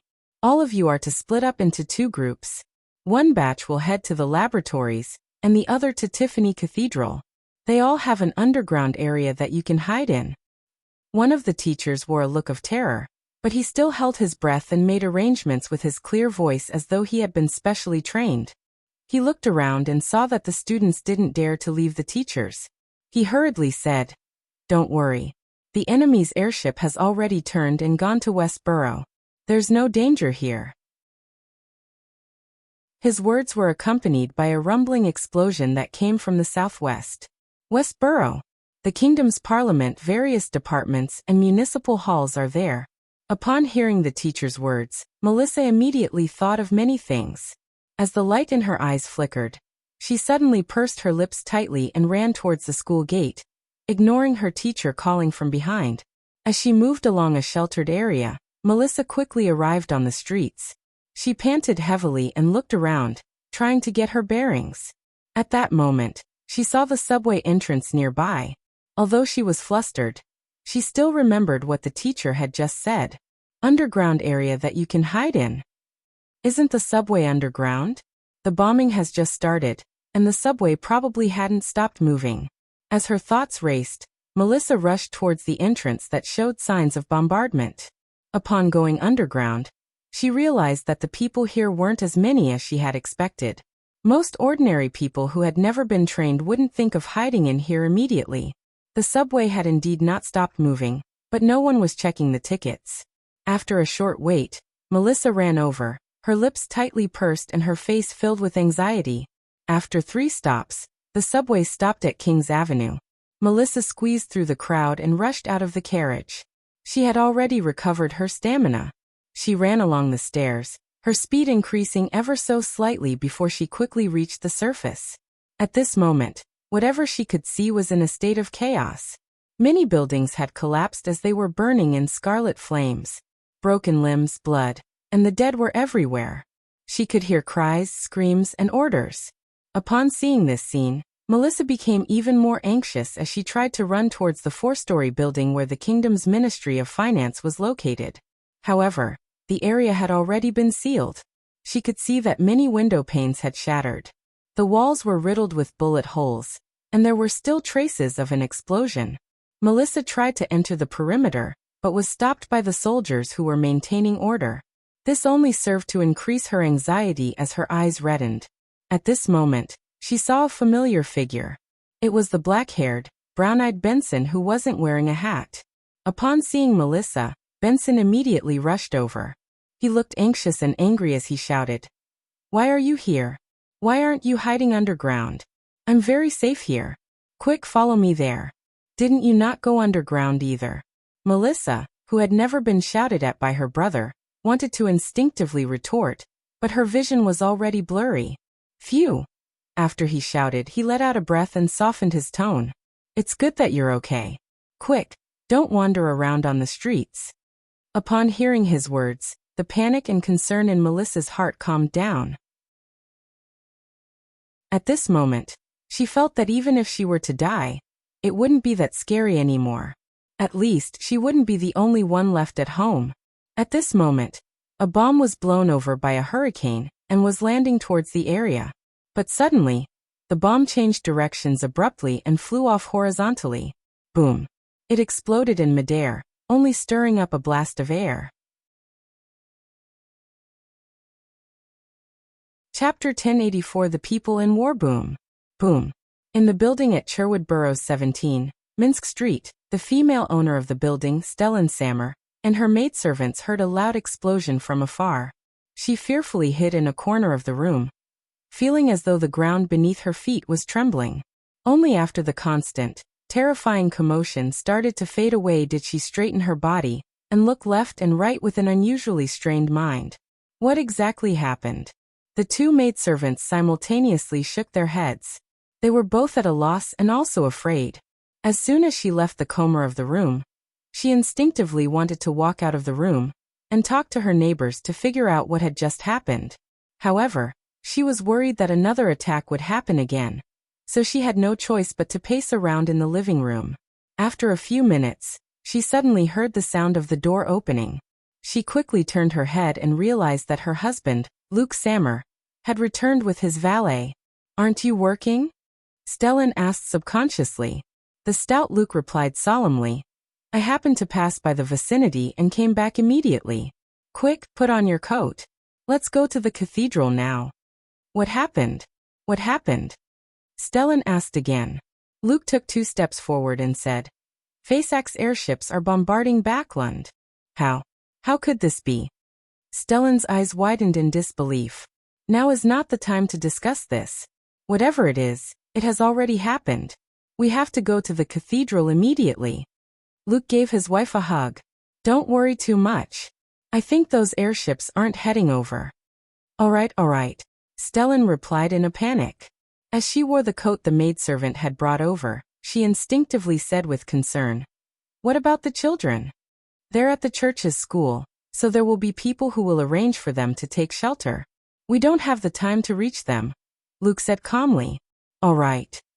Stellan made a prayer gesture, hoping that the deity she believed in would provide them with protection. The 2 of them, along with their male and female servants, quickly exited their house and walked towards the other end of the street. As she passed by Unit 58, Stellan took a glance and whispered, "Previously, I had laughed at Lawyer Jurgen, saying that he gave up a lot of opportunities in Backlund from moving to the south just because of Mrs. Doris's ailments. Now I'm starting to envy him." Luke shot her a look and said, "Don't worry too much. It'll be fine." While walking quickly, Stellan couldn't help but ask, "Luke, are we fleeing Backlund?" "No, there's no need." Luke Sammer answered firmly. "This was just an accident." Seeing that his wife was clearly confused, he added, "Backlund is the capital of the kingdom, so it has to be the most well-defended area. This time, it was just an oversight that no one expected. The next time, the Phasacians won't have another chance. The kingdom has the strongest military in the northern and southern continents. The Phasacians will definitely be taught a lesson. There's no way they can invade Backlund again. After this, Backlund will definitely be the safest place to be." "I see." Stellan felt that her husband's words made sense, and she was willing to believe him. After the explanation, Luke fell silent for a few seconds. "However, we still have to make some preparations. Once the church announces that we can move freely, we'll immediately fetch the children back and buy more food. We'll buy as much as we can." Inside a public school in the Backlund Bridge area. Due to the distance, Daisy and her classmates didn't realize what had happened in the North and West boroughs, nor did they sense the chaos that had spread from Hillston Borough to Cherwood Borough. However, teachers still came to their classrooms and arranged for them to line up to head to the nearest cathedral. This made Daisy recall the great smog of Backlund last year. Back then, they had also been asked to hide in the cathedral beside the school. Did something similar happen again?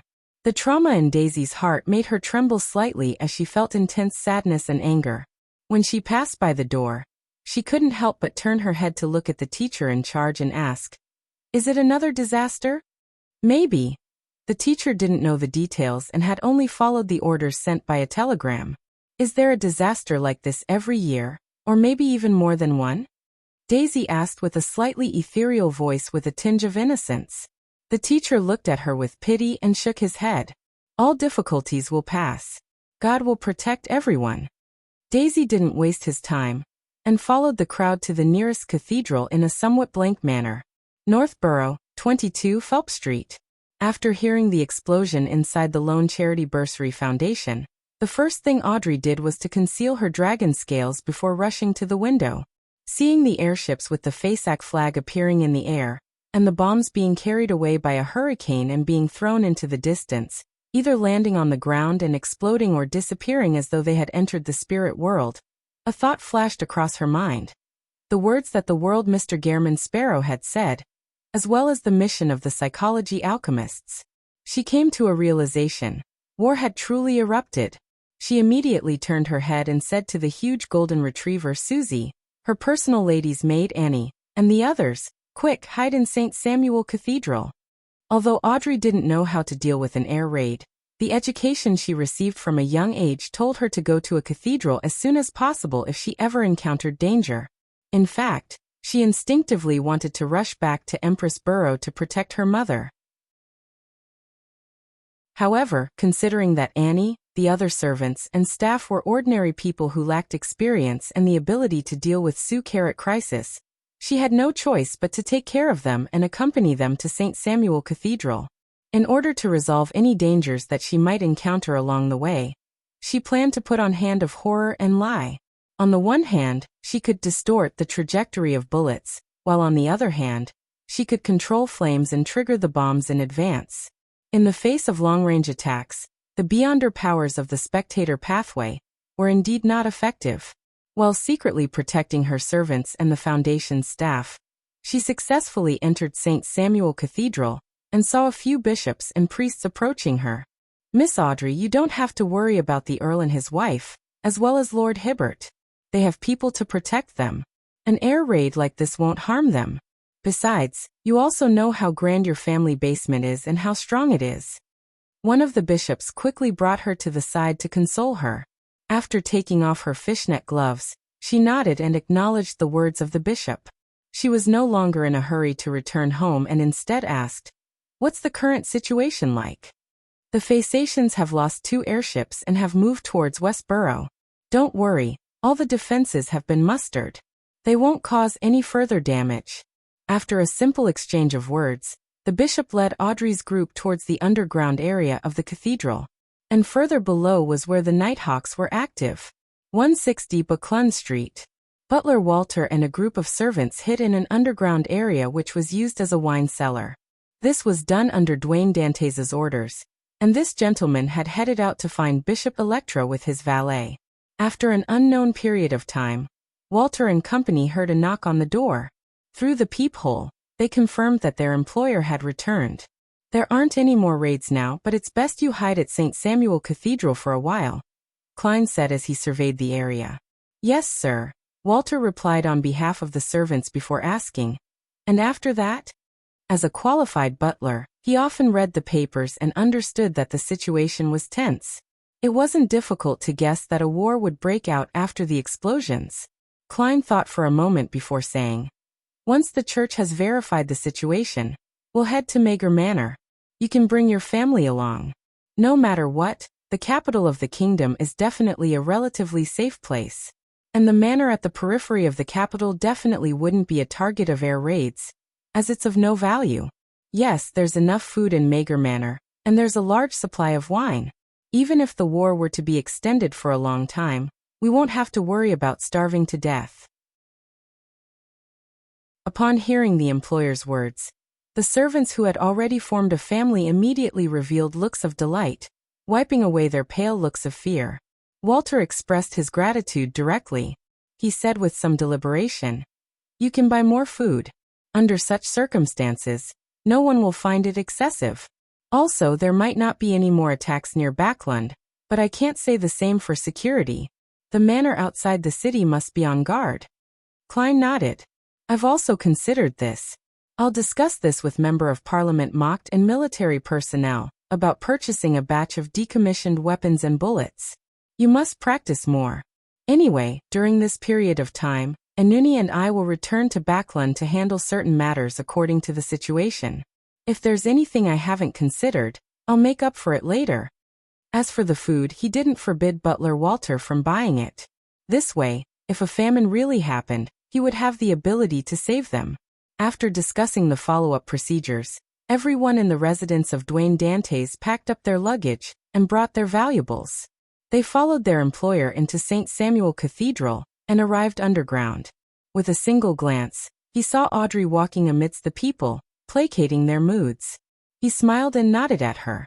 Upon seeing Dwayne Dantes, Audrey smiled back and confirmed that nothing major had happened from his attitude. Furs and Zio had moved again, but they were still at the borders of East Borough, and they were even closer to the Backlund Bridge area. After waking up naturally, Furs rubbed her hair and walked out of the bedroom to prepare lunch. As she looked around, she saw Zio, who had gone out early, sitting on a chair and flipping through the newspapers. "What's wrong?" Furs asked blankly. Zio frowned and said, "The Phasacians air raids bombed North and West Borough." "What?" Furs first blurted out before recalling the matters that had been discussed at the Tarot Club. At that moment, a paperboy's voice came from outside. "Extra! Extra! The kingdom declares war on Fasak! Extra! Extra! The kingdom declares war on Fasak!"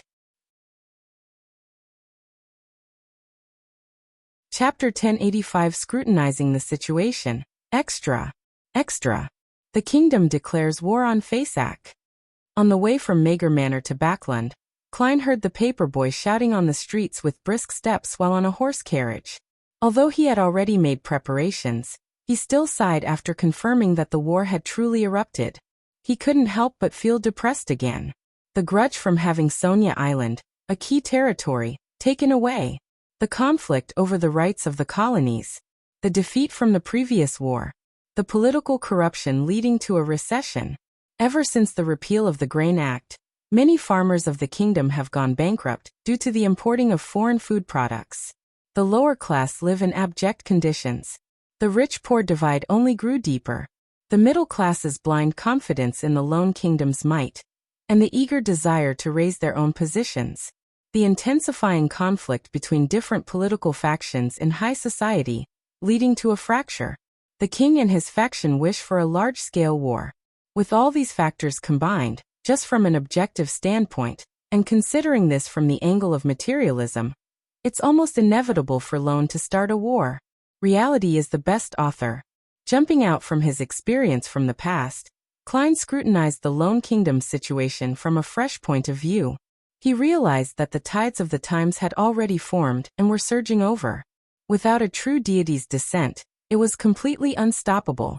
In comparison, what puzzled him more was why the Faceac Empire would be willing to initiate a war. Even if the members of an ancient secret organization were indeed members of the upper echelons of Faceac or the Church of the God of Combat, key figures who had the right to make the decision, there was no way they could be alone in deciding such an important matter. How could the others agree to a world war? Could it be that the conflict between the various classes in the Faceac Empire has also completely escalated to the point that it urgently needs a war? With his lack of understanding of the Empire of the North, it was difficult for Klein to make an accurate judgment. But they just won the East Balam War and reaped more of the rights to the colonies. There's no reason for its situation to be more serious than Lone's. Yes, the royal family, the Einhorn family, is in control of the Red Priest pathway. It's understandable that they crave war, but the Church of the God of Combat has no reason not to stop it. As a member of the Orthodox Deity Alliance, they lacked the motivation to help Amon's brother advance to Sequence 0. Thinking of this, Klein suddenly came up with a theory. Did that brother of Amon realize that the goddess has already acquired the uniqueness of the death pathway and is in a critical stage, so he revealed this information to the Church of the God of Combat? And the God of Combat is in a neighboring pathway with the goddess, so there's no way he can ignore this matter. He will definitely make an intense response. Of course, it might not be done by the brother of Amon. It might also be because of the numinous episcopate's artificial death faction's angel, Hater. After being warned by Einham Saron Medici, this conspirer expert, he discovered the abnormalities ahead of time. On the one hand, he pretends not to notice anything and continues to set up a probe. On the other hand, he pulled in the Church of the God of Combat to worsen the situation and make it more chaotic. The Red Angel Evil Spirit is truly a symbol of war. If this is really the case, then it's inevitable for Faceac to wage this war. Furthermore, the matter regarding the uniqueness of the death pathway has no room for compromise. At the critical moment, the God of Combat might descend, causing a battle of gods that hasn't happened since the end of the Fourth Epoch to happen. This time, for the airship fleet from Faceac could stealthily to travel from the coast for nearly 100 kilometers without being detected, it would definitely have a weather warlock providing protection. Otherwise, even if they were to take a detour across places with few people, they'll still be seen ahead of time and definitely be stopped by the lone airships. A weather warlock is an angel. Since the Fifth Epoch, the number of wars that have Beyonders at this level are few and far between. After Emperor Rosel's death, most soldiers don't even know of Beyonders. Even in the colonial wars, to have a weather warlock be involved in this means this is really a battle that will sweep through the entire world. It involves battles at all levels. Is this what Amon's brother wants? When the time comes, the Lord of Storms, the eternal blazing sun, the Earth Mother, the God of steam and machinery, the God of knowledge and wisdom will have to take their respective stances. Would the conflicts that they have temporarily suppressed for almost 2,000 years be escalated? Earth Mother likes the giants, and even amongst her blessed, they are Phasacians. And because of the splitting of Lenberg, Mason and Secre, these made the Phaenopotter Kingdom bear a bone-deep grudge with the Lone Kingdom and Intis. The king's powers and the divine powers are highly likely to be unified, and they might form an alliance with Faceac. From the south to the north, they will attack Lone and Intis. Of course, countries like Lenberg and the Church of Knowledge, who are in the crossfire, will definitely try to stop it. As for Desi Bay, Phaenopotter, and the Lone Kingdom are directly connected, the south wouldn't be peaceful either. The more Klein thought about it, the more he felt that the situation in the northern continent would become abnormally chaotic. And no matter what direction it developed into, he couldn't stop it. Even if he were a Sequence 4 demigod, under the tide of the times, there was no way for him to cause any major impact in this battle of gods, or exert any key influence. It would be pretty good if he could protect himself and the people he cared about. Previously, when the Faceac Air Fleet attacked, the first thing he did was arrange for Butler Walter and company to hide in the underground area that was used as a wine cellar. Then he teleported to Backlund University of Technology. At that time, a bomb had already hit the ground. Some had died, and others were injured.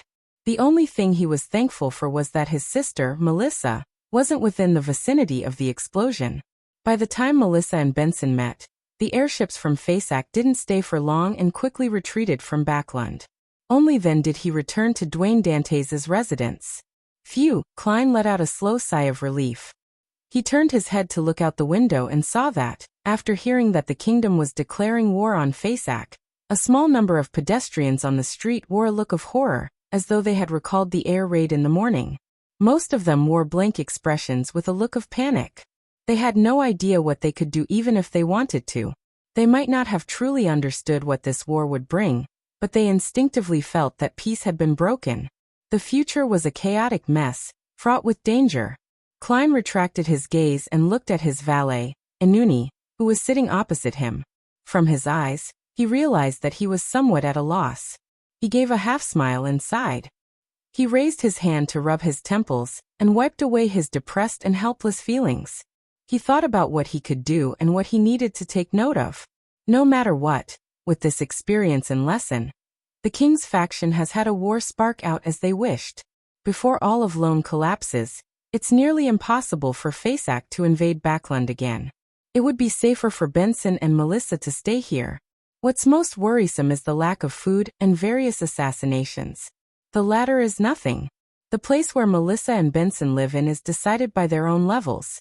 They aren't anywhere close to coming into contact with someone important who is a target for assassination, so they won't be implicated. Fortunately, Portland Moments Research Laboratory has just been established, and there are no results from it yet. It won't become a target that must be destroyed. As for the former, I can provide some help through Miss Audrey. The Winter County at the Holy Cathedral is located in the far north reaches of the kingdom, next to Faceac. It's always the front line of every war. Ma'am Ariana might have returned to help the military. Oh, she might also be sent elsewhere to protect the coast. After all, the defenses of Backlund are sufficient. The royal family definitely has grade 0 sealed artifacts and also angels. The three churches most likely have hidden tricks up their sleeves. In that case, my greatest pillar of support is gone. At most, I can get some help from the church and use some sealed artifacts. In the past, I wasn't too worried about the effects the Red Angel Evil Spirit's return has on me. Now I have to raise my guard for this matter. Patrick Bryan knows very well that Dwayne Dantes is equivalent to Gehrman Sparrow, who is equivalent to the Blessed of Death. I had intentionally revealed this information, hoping that it would direct the points of suspicion to Mr. Azek, the Death Consul. And now, this also means that the Red Angel Evil Spirit would be able to grasp this information in no time. The Red Angel Evil Spirit currently only has a high level, but his actual standard shouldn't have recovered to the level of an angel. There's no irreconcilable feud between him and me, nor do I have what he wants. Even if he knows that Dantes is equivalent to Gehrman Sparrow, it would be very unlikely for him to deal with me directly. Other than attacking me directly, what harm will it bring after he grasps this situation? Is he using this to set up a conspiracy, or sell the intelligence to someone who needs it? What conspiracy? Who would want it? Many thoughts and names surfaced in his mind, but they were quickly eliminated by him. This included Amon's brother and the Angel of Fate Ouroboros. From the Red Angel Evil Spirit's past actions, for the time being, he wouldn't make contact with Rose Redemption, and Amon's brother is a sworn enemy of Medici and company. Suddenly, a name appeared in his mind, Zeratul. The leader of the Secret Order, the Sequence 1 Seer Pathway Angel, Zeratul, who had returned to normalcy after becoming mad. According to Erodes's feedback, this powerful and concealed existence had already left his original location, and his whereabouts were unknown. Previously, Klein had been wondering if he would come to Backlund due to the law of Beyonder characteristic convergence. Medici and the Zeratul and Zoros families were serving under the Solomon Empire. Even if they weren't friendly with each other, they must be very familiar with each other. In the foggy town, Zeratul had met Gehrman Sparrow. If he really wants to pursue something, he would definitely chase after the crazy adventurer. With a thought in his mind, Klein instinctively began to assume that Zeratul was in Backlund in search of Gehrman Sparrow. And with that, he began to analyze the situation for other abnormalities. At almost the same instant that he thought of something, Klein recalled the failure of the joint operation between Sharon and the Sanguine. The Rose school of thought is also looking for Gehrman Sparrow, so would Zeratul, who received the corresponding news, work with them? Back then, the operation was on the brink of success. The Rose school of thought's person in charge in Backlund had left in a hurry. Clearly, he had only noticed the problem at the last moment.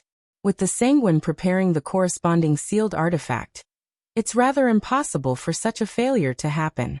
Even the Sanguine Duke was puzzled and confused, but what if? What if it was thanks to the perceptive intuition of a sequence one angel of the seer pathway? This would explain it perfectly. Back then, Zeratul was sitting opposite the Rose school of thought's Backlund person in charge.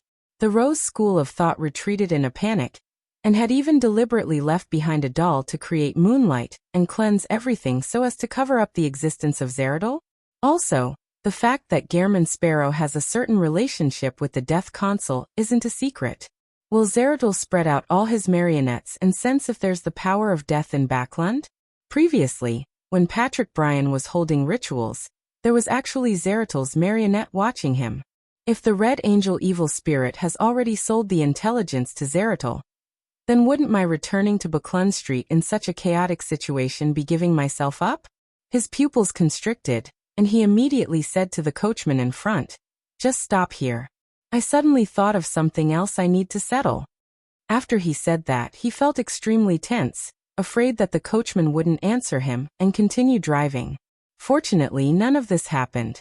The horse carriage stopped by the side of the road, and with his valet, Anuni, Klein walked towards a small alley nearby. Immediately following that, he snapped his fingers and allowed the scarlet flames to emerge from his pocket, covering both himself and his marionette. He had to rush to St. Samuel Cathedral as soon as possible in a concealed manner. With a flash of flames, their two figures disappeared. However, after completing a leap, the flames within his senses suddenly disappeared, all of them. A spacious living room appeared in front of him. On an ordinary reclining chair was a tall and thin man. He was young and had southern continent blood in him. He looked rather handsome and appeared a little anemic. The Red Angel evil spirit, Sauron Einham Medici. This Red Angel played with a ball of scarlet red flames in his hand as the corners of his mouth curled up. "You actually sensed it earlier than I expected." "Heh. Using flaming jump in front of me." Chapter 1086 A simple inference. The moment he saw the Red Angel evil spirit, Klein's pupils dilated. The human skin glove on his left hand suddenly turned transparent. He didn't listen to what the other party had to say. His instinctive reaction was to immediately teleport away, but at this moment, the spirit world that entered his eyes was different from usual. Countless transparent creatures in indescribable forms were all dyed in a color that was a mixture of iron and blood. The surrounding area was filled with thick smoke, and there were 7 rays of light that contained infinite knowledge hidden above them. It was almost impossible to see them. Klein's heart skipped a beat. He didn't rashly teleport. Upon seeing this, the Red Angel evil spirit chuckled. "What are you afraid of, Zeratul?" Upon hearing this, Klein subconsciously looked around, but he didn't discover anything unusual. The Red Angel evil spirit maintained that annoying smile, and pointed to the sofa opposite the reclining chair. "If I had already informed him that Dwayne Dantes is Gehrman Sparrow, and that you will return to 160, Backlund Street in the morning, then the person waiting in the wine cellar wouldn't be a living person. Instead, it would be your hung-up butler and servants, looking as though they were ham left to dry age. Of course, they would similarly welcome you warmly. Sit. Under such circumstances, listening to my thoughts and intentions first isn't a bad thing." He imagined the scene described by the Red Angel evil spirit. Although Klein had done similar things himself, his hair stood on end, and he was horrified. He kept his guard up, allowing the marionette, Kona's Kilgore, in the form of Dwayne Dantes to sit on the sofa while he waited by the side as though he was his personal servant, Inuni. He had unknowingly swapped places with his marionette, and instantly changed their appearances. Perhaps it's because you just learned of this information from Patrick Bryan, and you haven't even informed Zeratul yet? Klein retorted through his marionette. At the same time, he determined from the words of the Red Angel evil spirit that Zeratul had really come to Backlund. This was a complete and unrestricted, terrifying, and bizarre sequence one angel. It was enough to be called a hidden existence. The Red Angel evil spirit's gaze swept across the valet and his master before smiling. I'll be able to get something I want to know in 15 minutes from a fool like Patrick Bryan. Furthermore, an entire night and a morning has passed since the ritual. You and Miss Messenger might have something in common. Klein made the marionette raise his eyebrows. And so, the Red Angel evil spirit gently rocked the reclining chair it was in. I'm not sure if you've heard of such a saying. When you choose a Beyonder pathway, your corresponding friends and enemies will be determined. As for us, we aren't friends, but we aren't enemies either. Of course, you did have some conflicts with me, but no one suffered any great losses. The matter has passed. To me, your growth will bring great trouble to a few people I hate, so I don't want to kill you in advance. I'm happy to see you continue your advancement. The Emperor had said similar words. A few people he hates. Klein deliberated and asked, Blasphemer Amon? Not that ignorant and not that stupid either. The Red Angel evil spirit laughed and stroked his chin. Be it his words or actions, he gave people the urge to hit him. After some thought, Klein calmly pointed out a question. Then you can definitely choose Zeratul. If he can rise up because of this, he will similarly bring about extreme trouble for Blasphemer Amon. Compared to him, I'm still too weak. I'll still need a long time to grow. There are too many possible accidents from this point forth. The Red Angel evil spirit nodded seriously. Indeed, that's what I thought in the beginning as well. A fellow like you, who isn't much stronger than a wild dog, what are you going to use to compete with the already sequence 1 Zeratul? Die faster than anyone else? At this point, the Red Angel evil spirit changed the topic and sighed. However, if one can choose the most ideal proposal in this world, that would be too wonderful. Before he could finish his sentence, a bloody gash appeared on his left bloody cheek. The wound opened up in a wide manner, opening and closing like a mouth, and revealed 2 rows of illusory white teeth. I've investigated. The collapse of the Sauron family was caused by Zeratul and Roselle. Is this the spirit left behind by the ancestor of the Sauron family? The dissociation of the Red Angel is worse than I imagined.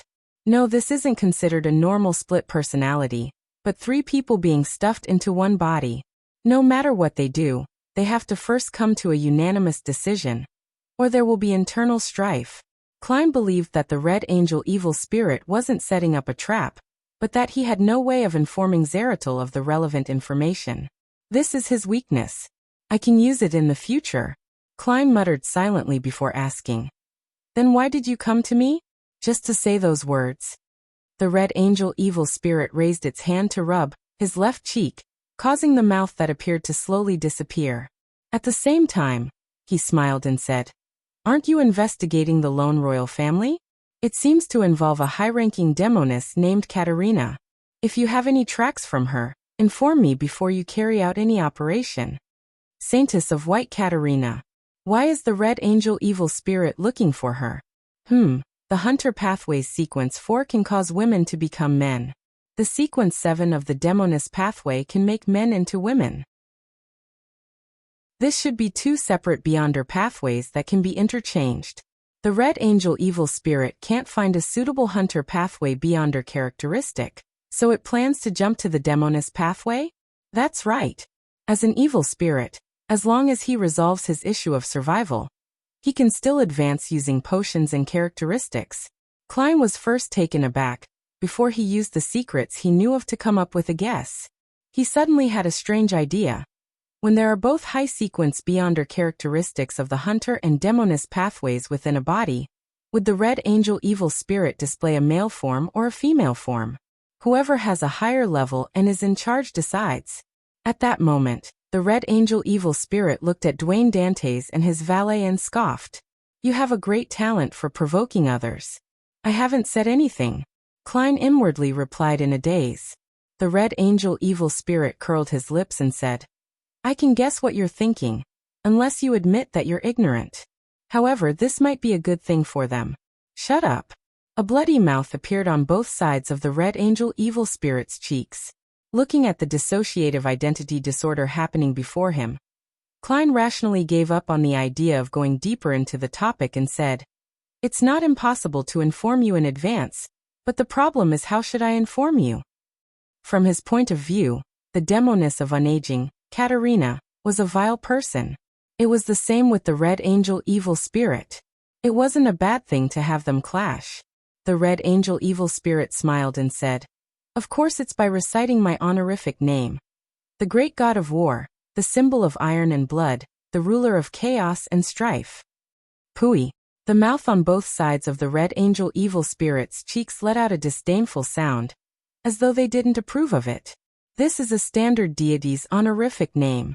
After gaining control of the uniqueness, to a certain extent, Medici had already become a quasi-god, and as long as no one can accommodate the uniqueness of the Red Priest pathway, this evil spirit's level will not drop? The honorific name will always point towards him? Klein nodded thoughtfully and probed. What do you know about the secret ruins of Blood Emperor Alista Tudor? Upon hearing this name, the Red Angel's facial muscles twitched slightly before sneering. Are you asking what the secret of the lone royal family is? You might not know this, but you might be familiar with the Blood Emperor's secret ruins, Klein said deliberately. The Red Angel Evil Spirit suddenly laughed out loud and slapped the armrest of the reclining chair. Your tricks are so childish that they look like a 3-year-old's. Haha, the secret hidden by the lone royal family is very simple. I could guess it just by reading the newspapers. TSK, you only have a smart-looking face. Your brain is filled with squirming worms. You can guess it just by reading the newspapers? Klein frowned and asked. The Red Angel Evil Spirit finished laughing and curled his lips. Of course it needs some basic knowledge. I believe you should have it. How about this? I'll ask you a few questions, and you'll understand how simple the answer is. Is that Blood Emperor secret ruins the kind known by the churches? No. Klein shook his head firmly. The Red Angel Evil Spirit smiled and continued asking. Do you know which sequence the Blood Emperor, Alista Tudor, was in before he advanced to Sequence 0? The Black Emperor pathway, Sequence 1 Prince of Abolition, Klein calmly replied. The Red Angel Evil Spirit nodded slightly. Did you know that before Alista Trunsoist became Blood Emperor, he was one of the 2 consuls of the Tudor, Trunsoist United Empire, and that the ones supporting him were 6 of the 7 present deities, including Evernight and Storm? Klein nodded and gave an affirmative answer. The half-slumped Red Angel Evil Spirit crossed one leg over the other. Then do you know that, after Alista became Blood Emperor, he had truly gone mad and even died during the Battle of the Gods? Kind of. Klein didn't dare to be too sure, because this was something he had read from Roselle's diary, and the Emperor had learned it from Mr. Dor. The Red Angel Evil Spirit chuckled and said, Then do you think that Alista Tudor would have the rationality and opportunity to leave behind secret ruins after he became Blood Emperor? No. Klein slowly shook his head. The Red Angel Evil Spirit spread its hands and said, Since it's a ruin left behind by Alista before he became Blood Emperor, and if the 6 deities who supported him aren't aware of it, what could it be? If you had a choice, would you take a path destined to go mad? This. Klein instantly thought of the 9 mausoleums that the Black Emperor needed in the ritual needed to become a god. To a Prince of Abolition, before the return of the former Black Emperor, secretly seeking out a way to advance to Black Emperor was something he wanted to do. Is that ruin related to the Black Emperor? Klein asked in a deep voice. The Red Angel Evil Spirit rubbed his chin and chuckled. You seem to know the Black Emperor's ritual. Isn't that simple? What has the King of Lone been doing in the past 2 to 3 years? The Grain Act was abolished. There's the Civil Servant Unified Examination. A restructuring of the military. The House of Lords and Nobles are struck down a notch, strengthening the authority of the House of Commons. Isn't this something that was published in the newspapers? Besides, isn't it common knowledge that the Justiciar pathway can be switched to the Black Emperor pathway? As many of these things were the trends of the time's decline, with one of them being pushed by him, he had never considered them from a mysticism perspective in the past. Now that they were connected, he immediately understood. Soon he recalled something else. The last person who wanted to become Black Emperor was Roselle. He happened to be related to Amon's brother. Chapter 1087 The Deities' Attitudes. The Grain Act was abolished. The civil servant unified examination. A concession was made, bringing the church's forces into the military. These seem to be in line with the trends of the times, but in essence they're oppressive, weakening the nobles, and supporting a new class. Compared to the previous 1,000-year rule, this can really be considered to be against the norm. It's the order needed to become Black Emperor. In the past decade or so, the changes in architecture style have been very drastic as well. For Roselle to be able to obtain the uniqueness and obtain the corresponding sequence one beyonder characteristic, the ancient secret organization must have put in quite a bit of effort. It might have even provided part of it directly. When this emperor perished, who took away those characteristics? Also, Bernadette has been in Backlund for the past few months, and has been coming here frequently. Sigh. The main issue is that the asymmetrical aesthetics of the empires in the Fourth Epoch had affected my understanding, making me believe that rules that violate normal circumstances are odd, and against the order that humans would strive for. Now that I think about it again, what does it mean by normal circumstances? Isn't it just something that everyone has already gotten used to and therefore won't have an instinctive sense of resistance towards it? From the tribes to the countries, from feudalism to republicanism, don't they all violate the normal circumstances of the period they were in, with countless people wishing to return to the past? The phrase old fogies and leftovers from the old dynasties encompasses this problem. From the looks of it, as long as a deity doesn't intervene, the revolution that the Black Emperor needs will definitely happen. It's just a matter of time. With the tides of the times surging over, it's really hard to stop it. That brother of Amon is indeed a powerful and terrifying author. In the depths of the Blood Emperor's ruins, there should be a mausoleum similar to a pyramid. And according to the ritual requirements, one has to drive one's citizens to build it. Therefore, there are cases of people going missing in the East Borough and overseas slave trade.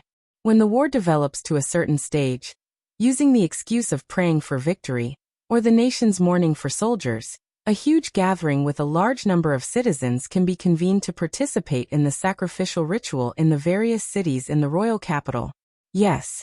Many years ago, the lone royal family obtained the crown of the Balam Empire, and they connected the king's name to the title of emperor. What a great plan! When he was alerted by the Red Angel evil spirit's questions, Klein's mind tensed up. Many thoughts flashed through his mind, and at the same time, he had another question. He looked at the tall, thin, young gatekeeper who didn't look rosy. He said after some deliberation, George III wishes to directly become Black Emperor? But he isn't even at sequence 4. Even if George III could act ahead of time to make himself more talented and reduce the impact caused by the mental imprint in the potion, Klein didn't believe that a sequence 5 Beyonder could become a god directly, unless he was lucky enough with that very slim chance of success. And such luck wasn't something that could be described simply as being sufficient. The Snake of Mercury, who represents fate, Willa Septon, didn't even dare to directly devour the die of probability, and he had to seriously find a way to accommodate it. The Red Angel evil spirit scoffed when he heard that. How do you know that George III is only sequence 5? How are you so sure that the George III under investigation is the real George III? Could it be that he was imagined into existence, or could it be a faceless at the angel level? These are truly very difficult things to accomplish, but to a certain zealot, these are all within the scope of one's ability and the resources in one's grasp. I suspect that George III is an official member of the secret organization that was created to mimic our Rose redemption. His true level might already be at the angel level. Haha, I wouldn't be surprised if he is already at sequence 1. This, Emperor Roselle once said that the members of that ancient secret organization are all important figures that he couldn't imagine.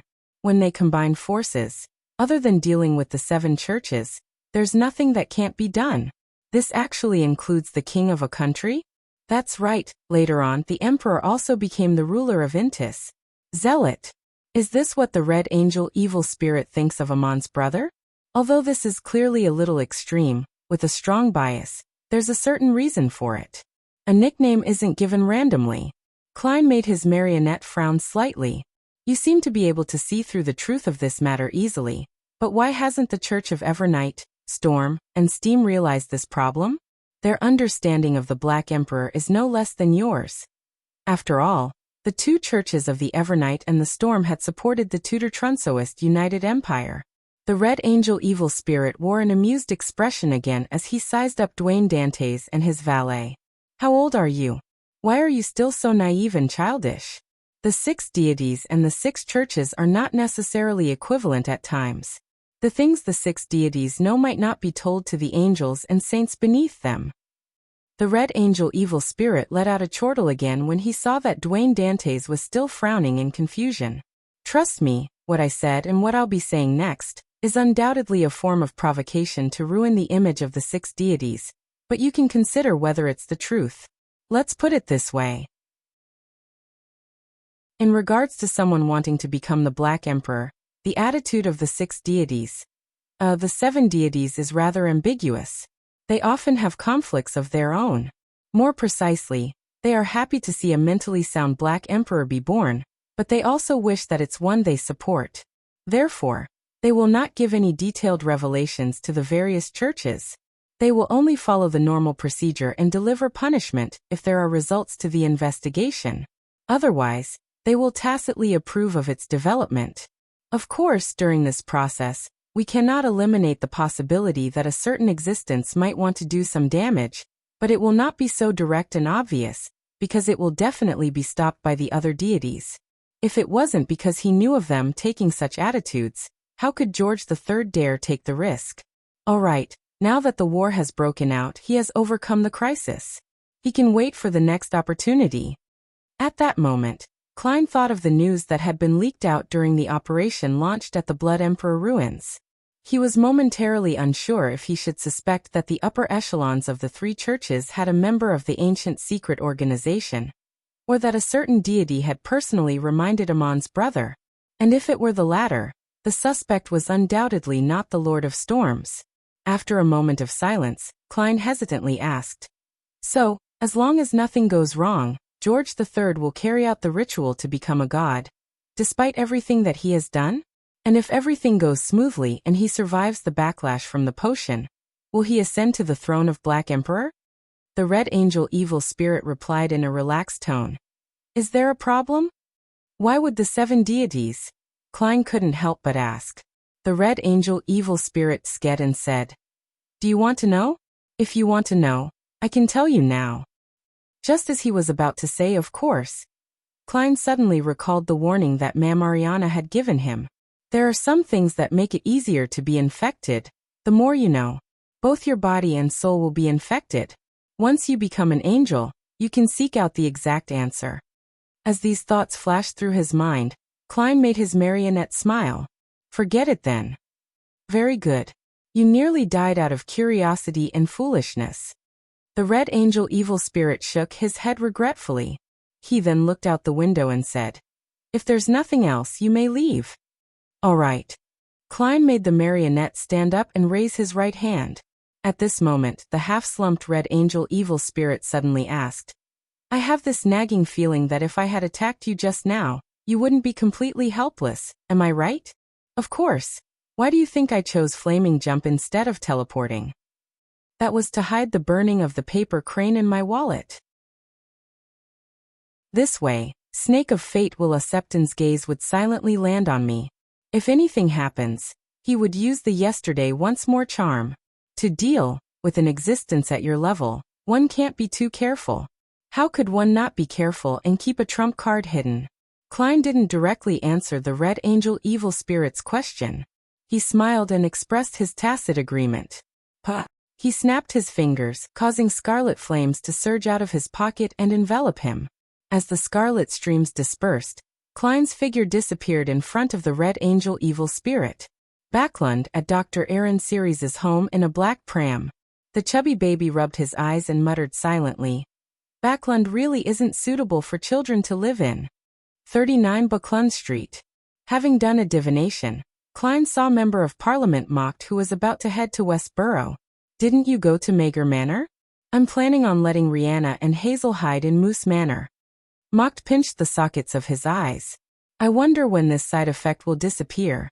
Klein retracted his gaze from this action and sighed. I have to prepare some weapons for the manor, so I came to seek your help.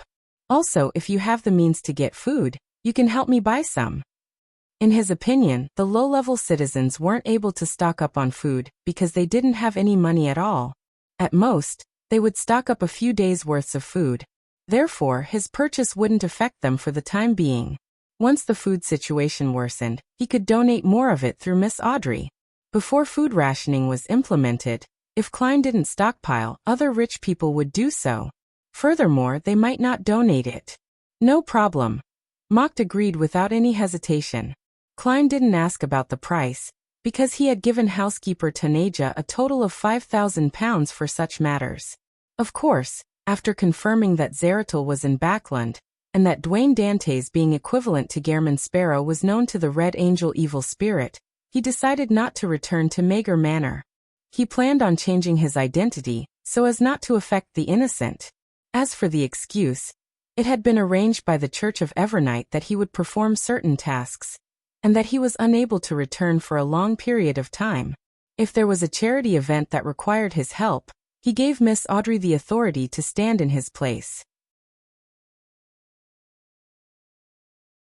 Chapter 1088 Hiding in Secre. On the way to St. Samuel Cathedral from Backlund Street, Klein passed by the Lone Charity Bursary Foundation at 22 Phelps Street.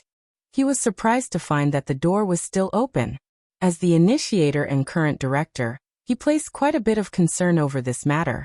He temporarily slowed down and walked over.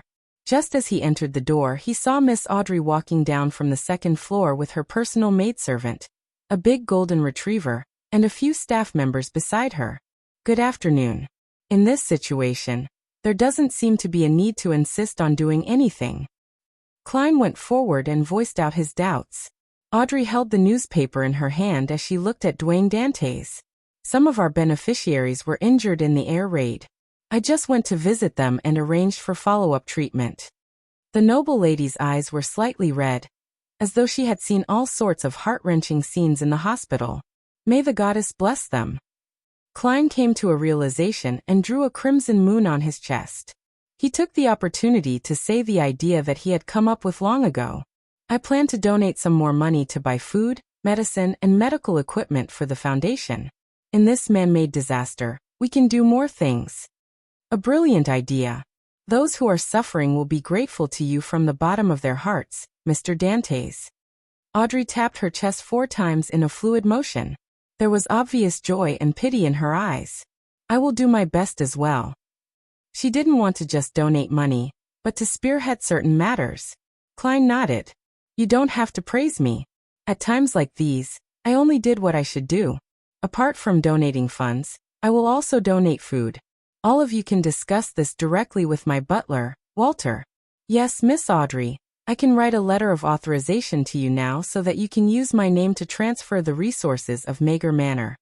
What about you, Mr. Dantes? Audrey asked with a vague guess. This was the most normal response in such a conversation. I received a notice from the church that I need to help them perform certain tasks. As for what they are, I haven't gone to St. Samuel Cathedral yet, so I'm not sure either. The only thing I can confirm is that I have to travel around. I won't be able to return to Mager Manor for a long time. Klein gave the reason he had come up with previously.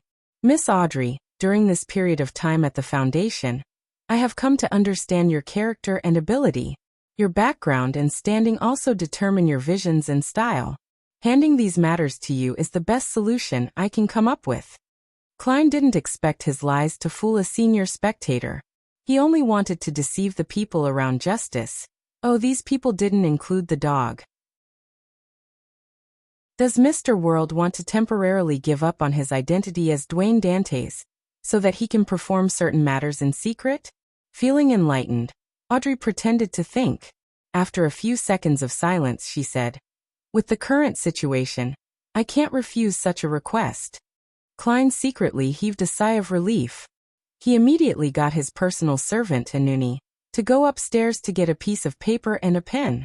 Then, while being witnessed by the staff, he personally drafted a letter of authorization, signed his name, printed his thumbprint, and stamped the seal. After doing all of this, Klein cast his gaze at the newspaper in Audrey's hand. "Is there anything else? I just came back from outside the city. I only heard the paperboy shout that the kingdom has declared war on Faceac." Audrey pursed her lips and said with a slightly gloomy expression, "Not long after the airship fleet from Faceac attacked Backlund, their Sonia Sea fleet took advantage of the thick fog to attack the Imperial Navy's base at Pritz Harbor's Oak Island and the shipyards in the surrounding area. Fortunately, the Church of the Lord of Storms received a warning beforehand and sent a telegram in advance. Pritz Harbor wasn't lost, but it lost quite a number of ships and factories. It said that many people died and were seriously injured. This is war," Klein sighed. "Can I see how the king declared war?" Audrey knew that there was something wrong with King George III, so she could tell that Mr. World was hiding his contempt. She didn't refuse and handed the newspaper over. It was the Tussock Times. Without needing to spread it open, he directly saw the king's declaration on the headlines. 708 years ago, the Phasacians took away Sonia Island from us. A year ago, the Phasacians stole half of our interests in East Balam. Today they bombarded Backlund and attacked Pritz Harbor.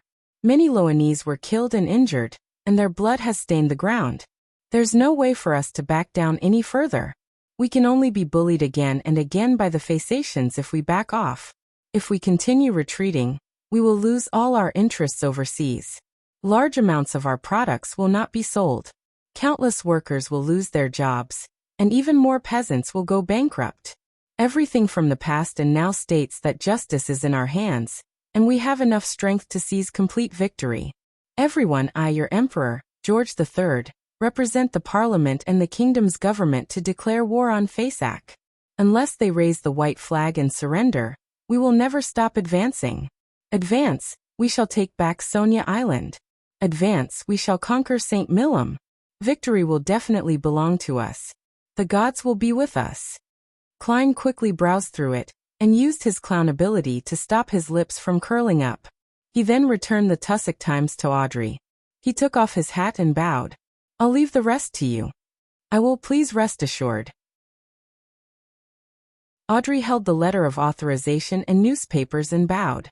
Without any further delay, Klein left the Lone Charity Bursary Foundation with his valet, Inuni, and arrived at St. Samuel Cathedral. At that moment, the church no longer had many believers present. Most of them had returned to their homes, busy preparing for their life with war having been declared. In the dark and quiet environment, Klein found a seat and sat down. He took off his hat, clasped his hands, and placed them in front of his mouth and nose. He softly recited the honorific name of the Evernight goddess, then said, "I received news from the Red Angel Evil Spirit that it's very likely that Zeratul has already arrived in Backlund. As for the secret ruins of the Blood Emperor, there's a high chance that it's the mausoleum needed for the Black Emperor ritual." After the prayer, Klein waited patiently for a while. He saw the Archbishop, Anthony Stevenson, enter from the side door and walk towards him. This saint was clean-shaven. He wore a black robe that had the Crimson Moon's emblem on it. He walked without making a sound, as though he was the night that slowly descended. Anthony didn't say a word after he approached Dwayne Dantes. He only signaled with his eyes before turning towards the library. With that, Klein got up, put on his hat, and followed silently behind. As for his personal servant, Inuni, he held his cane and walked to the entrance of the cathedral to wait. Outside the library, Archbishop Anthony turned around and revealed a smile. He said to Dwayne Dantes, "War has erupted. There are too many things that need to be done. As a devout believer of the goddess, are you willing to provide some help?" Indeed. From the looks of it, Mea Mariana has left Backlund. As Klein sighed, he drew the crimson moon on his chest. It's my honor. Praised the lady. After responding, he immediately asked, What do you need me to do? I'll inform you when needed. Try not to go home during this period of time, St. Anthony said in an illogical tone. And in an instant he understood what the other party meant. He had to hide for now. They had no time to deal with Zeratul.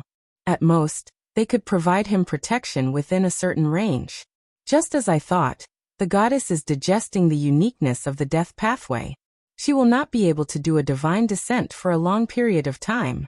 The upper echelons of the church have to deal with the war, while the negative effects of Grade 0 sealed artifacts are more terrifying than the last. Klein nodded gently. Yes, your grace. May the goddess bless you. St. Anthony drew the crimson moon. Praise the lady. The only escape is tranquility. Klein responded with a familiar gesture. Then he left St. Samuel Cathedral and headed to another street with his valet. After walking for a while, both of them disappeared at some point in time. East Borough in a 2-bedroom rental apartment. Wearing an ordinary face, Klein took out the adventurer's harmonica and blew at it. Soon Rionette Tinker walked out of the void with 4 blonde, red-eyed heads in hand. She wasn't surprised by her contractor's appearance. Without giving a letter, he directly said, Tell Miss Sharon and Marie that Zeratul has come to Backlund and is very likely to be in contact with the Rose School of Thought. They must be careful. It's best not to go to the Bravehearts bar in the near future. Zeratul. This time, Rionette Tinker's 4 heads spoke at the same time, as though they had spent a great deal of effort to recall who it was. Leader of the Secret Order. A Sequence 1 angel who once lost his mind before becoming normal again. Klein took out a gold coin and handed it to Miss Messenger. He didn't mention that Zeratul was very interested in Gehrman Sparrow. He believed that, as a high-level spirit world creature, Miss Messenger would be able to sense his uniqueness to a certain extent. Otherwise, there was no need for this angel to lower her status to be his messenger. If it was for yesterday once more charms, she could provide him help in a more decent manner. As for why Zeratul didn't discover the Grey Fog's aura in the foggy town, but now shows interest in Gehrman Sparrow, Klein believed that there were 3 reasons. The first reason was that the Grey Fog's Beyonder convergence had compelled this powerful seer to come to Backlund, and he predicted something. The second reason was that Gehrman Sparrow was able to leave the foggy town despite receiving the wrong symbol, and return to the real world. The third reason was that Gehrman Sparrow was likely related to the organization that believed in the Fool. By the time Zeratul came into contact with the Rose School of Thought, and realized that the Mother Tree of Desire was somewhat interested in Gehrman Sparrow, even if he didn't have a guess, the importance he placed on Gehrman Sparrow would still rise exponentially. Rionette Tinker didn't say anything else. One of the heads tilted forward and bit the gold coin. After watching Miss Messenger leave, he pulled a chair and sat down. He sized up the sky outside the window across a wooden desk. The layout of the rental apartment was the same as the one he used to live in Tingen City. There was a bedroom inside, and outside of it was a living room, dining room and study room. There was also a bunk bed. At that moment in the room other than him, there were only his marionettes, Konas and Anuni. Chapter 1089. A difficult decision. After sitting for a while, Klein raised his hand to rub his temples. He then stood up, took 4 steps counterclockwise, and went above the grey fog. He then conjured Gehrman Sparrow. By praying to Mr. Fool, he sent messages to Danitz and the hermit Catlia. The message for the former was to remind him to be careful of the secret order. Although he didn't believe that Zeratul would directly seek out Danitz, a person who had crossed paths with Gehrman Sparrow on the surface, there was nothing wrong with reminding him regardless. As a Bizarro sorcerer, Klein had a certain level of understanding of the Beyonders of the seer pathway. He believed that those who could truly advance to such a state were sufficiently cautious and careful.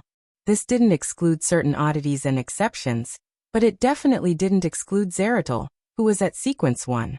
And in this situation, in the eyes of an angel who was in control of enough secrets, Danitz was more like bait that was deliberately thrown out to fish for certain targets. Therefore, it was highly likely that Zeratul would very carefully and cautiously avoid him. At most, he would send members of the secret order to do some direct or indirect investigations. By the same logic, the message that Klein gave the hermit Katlia had the same content. However, this wasn't the main point. The main point was for her to immediately contact Queen Mystic Bernadette, saying that Gehrman Sparrow wanted to meet her as soon as possible. In addition, he also informed the Admiral of Stars, something he wanted to delay till the next tarot gathering, that she was to decide if she wanted to purchase the Sequence 5 Druid and Sequence 4 Classical Metallurgist of the Planter Pathway. West of the Berserk Sea, Theros Island. Danitz, who was gathering clues about Vice Admiral Ailment, held a cup filled with golden beer when his expression suddenly became extremely complicated. What's wrong? You saw someone and recalled an indescribable encounter? Anderson shook the Lanty-proof distilled liquor in his hand as he teased the abnormal Danitz. Danitz gulped down a mouthful of beer, and wiped his mouth with the back of his hand before saying with a somewhat depressed expression, "We have to be careful of Secret Order members from now on." Ever since he met Gehrman Sparrow, such words were a common occurrence for him. His initial reaction had gone from the point of panic to numbness and depression. He suspected that one day he would be listed as being wanted by all organizations of different sizes, except Mr. Fool's organization. Anderson sized up Danitz when he heard that as he chuckled. "Sometimes, I feel that Gehrman Sparrow is more like a hunter than me." "Heh, so the two of you have a special method of communication. You don't even need to summon a messenger." Danitz was just about to say a few perfunctory words when a person from Intis rushed into the tavern. He held a telegram and shouted, "Fasak launched an air raid on Backlund. Lone has officially declared war." Declared war? Anderson and Danitz looked at each other. By relying on their pathways characteristics, they acutely caught the scent of a large-scale war. Fasak attacked Backlund and Pritz Harbor, and in return Lone has officially declared war. The 3 ironclad warship fleets weren't at the harbor, so there wasn't many losses. They're heading back to the Lone Coast. Katlia's crew happened to pass through Orvie Island, and they had gathered all sorts of information from the telegrams. Just as she was thinking about how the pirate crew would react in this situation, she suddenly saw an endless gray fog, and heard the word Gehrman Sparrow. "Be careful of the Secret Order members. Be careful of Zeratul." As someone from Intis to a certain extent, what caught Katlia's attention was something that with the least importance. And it was precisely because of this that she had no doubts about the world Gehrman Sparrow's request to meet the Queen as soon as possible. She believed that this was related to the Secret Order and Zeratul. Finally, she said the 2 potion names softly. "Druid. Classical Metallurgist. This Sequence 4's modern name should be the Ancient Metallurgist. It was previously called Human Metallurgist." Katlia subconsciously walked to the window and cast her gaze down. On these seas, which had a time difference between it and Backlund, Frank Lee and Artisan Sealf were leaning on the side of the ship sunbathing. The former carried a relaxed expression and looked very pleased, but there was a pensive look in his eyes. It was as though there were still some problems that couldn't be resolved. The latter's face was pale, and his lips were quivering. Scattered over his clothes were mushrooms. "Druid. Ancient Metallurgist." Admiral of Stars Katlia repeated the 2 terms again, feeling as though something was pressing down on her. After about 10 seconds, Katlia adjusted the heavy glasses on her nose bridge, and consoled herself. "Mr. Fool didn't give any warnings. It means it's not a big deal." With this thought in mind, specks of bright light floated down, forming a staircase of light between the captain's cabin window and the deck. Katlia went down the stairs and walked to Frank Lee and Sealf's side. After a few seconds of silence, Katlia asked, "Frank, what are your dreams?" Only then did Frank Lee realize that his captain had arrived. With a push of his palm, he flipped to his feet. "Dreams?" This biologist thought about it seriously and said, "I wish to be able to study the soil, the creation of objects and crossbreeding techniques without restrictions, so as to ensure that humans will no longer be hungry anymore. Equality between people will be achieved. What you can do, I can do. What you can grow, I can also grow." Upon hearing this, Artisan Sealf slowly got up and silently crouched to the side, opening his mouth and vomiting. Frankly continued without being affected. In order to have such a world, one has to have sufficient food and resources, so I hope to create all kinds of creatures that can deal with different environments and conditions. Haha, everyone has their own tendencies. I prefer fish, beef, and spores. Katlia finished listening to Frank's description with a deadpan expression. However, during this process, she repeatedly nudged the thick glasses on her nose thrice. After a moment of silence, Katlia asked, "There's only one step left to your research now?" "That's right. I'm just short of Admid's ability for catalyzing it.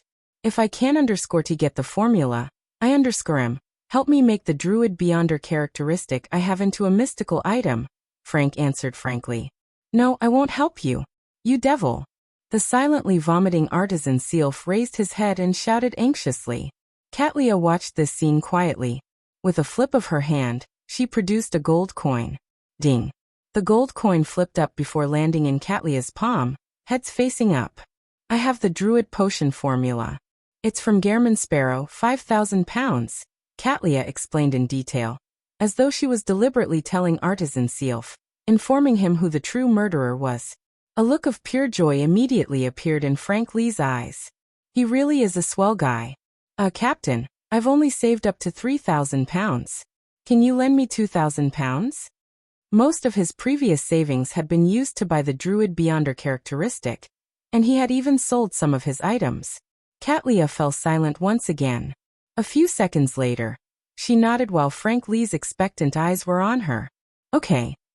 Northborough, Backlund Medical University's affiliated hospital. Eudora lay on the bed with a blank expression, lacking the vibrancy a young girl should have. She had woken up from her coma some time ago, but she hadn't opened her eyes. Thus, she heard the doctor tell her parents that the injury she received to her right leg from the air raid likely couldn't be saved. They had to be prepared for an amputation procedure. After that, she lay down in a daze, feeling as though there were many people coming and going one after another. Among them, the person who had originally only visited the student next door, the Lone Charity Bursary Foundation director, Audrey, indicated that she was willing to pay for the subsequent treatments after hearing about her. The school's chancellor, Mr. Portland Moment, had promised to create the most advanced and most convenient robotic limb for her to walk like a normal person. However, none of this dispelled the gloominess, heaviness, sorrow, and despair in Eudora's heart. She wasn't even 18, and she had yet to enjoy the beauty of life, but now, she was about to lose a leg and lose her dreams. Her family wasn't considered wealthy. Her father was the owner of a grocery store that believed in the Lord of Storms. He was violent, barbaric, and unwilling to reason with women. Her mother was timid and weak, and she relied on her father to survive. If not for the fact that her family didn't have a second child at home, Eudora wouldn't have been able to study at all. But even so, her father had chosen a place like the Backlund Technical School where results could be quickly seen. Previously, she had commented on how lucky she was that the Backlund Technical School had been turned into the Backlund University of Technology. Furthermore, she had passed the examinations and become a real university student. This made her smile every day as she passed the joy to the people around her, while having the time to indulge in her hobby for poetry. Eudora's dream was to remain in the university and be a university teacher, finding a husband who loved her as she loved him. At the same time, she could constantly keep true to her pursuit of poetry, hoping that they would one day be published in magazines and newspapers. Now all of this had been destroyed by a bomb that fell from the sky. It had been mercilessly and cruelly destroyed. After an unknown period of time, Eudora silently pulled up the blanket and covered her face. She let out a soft whimper that sounded like a baby beast. The crying didn't stop for a while.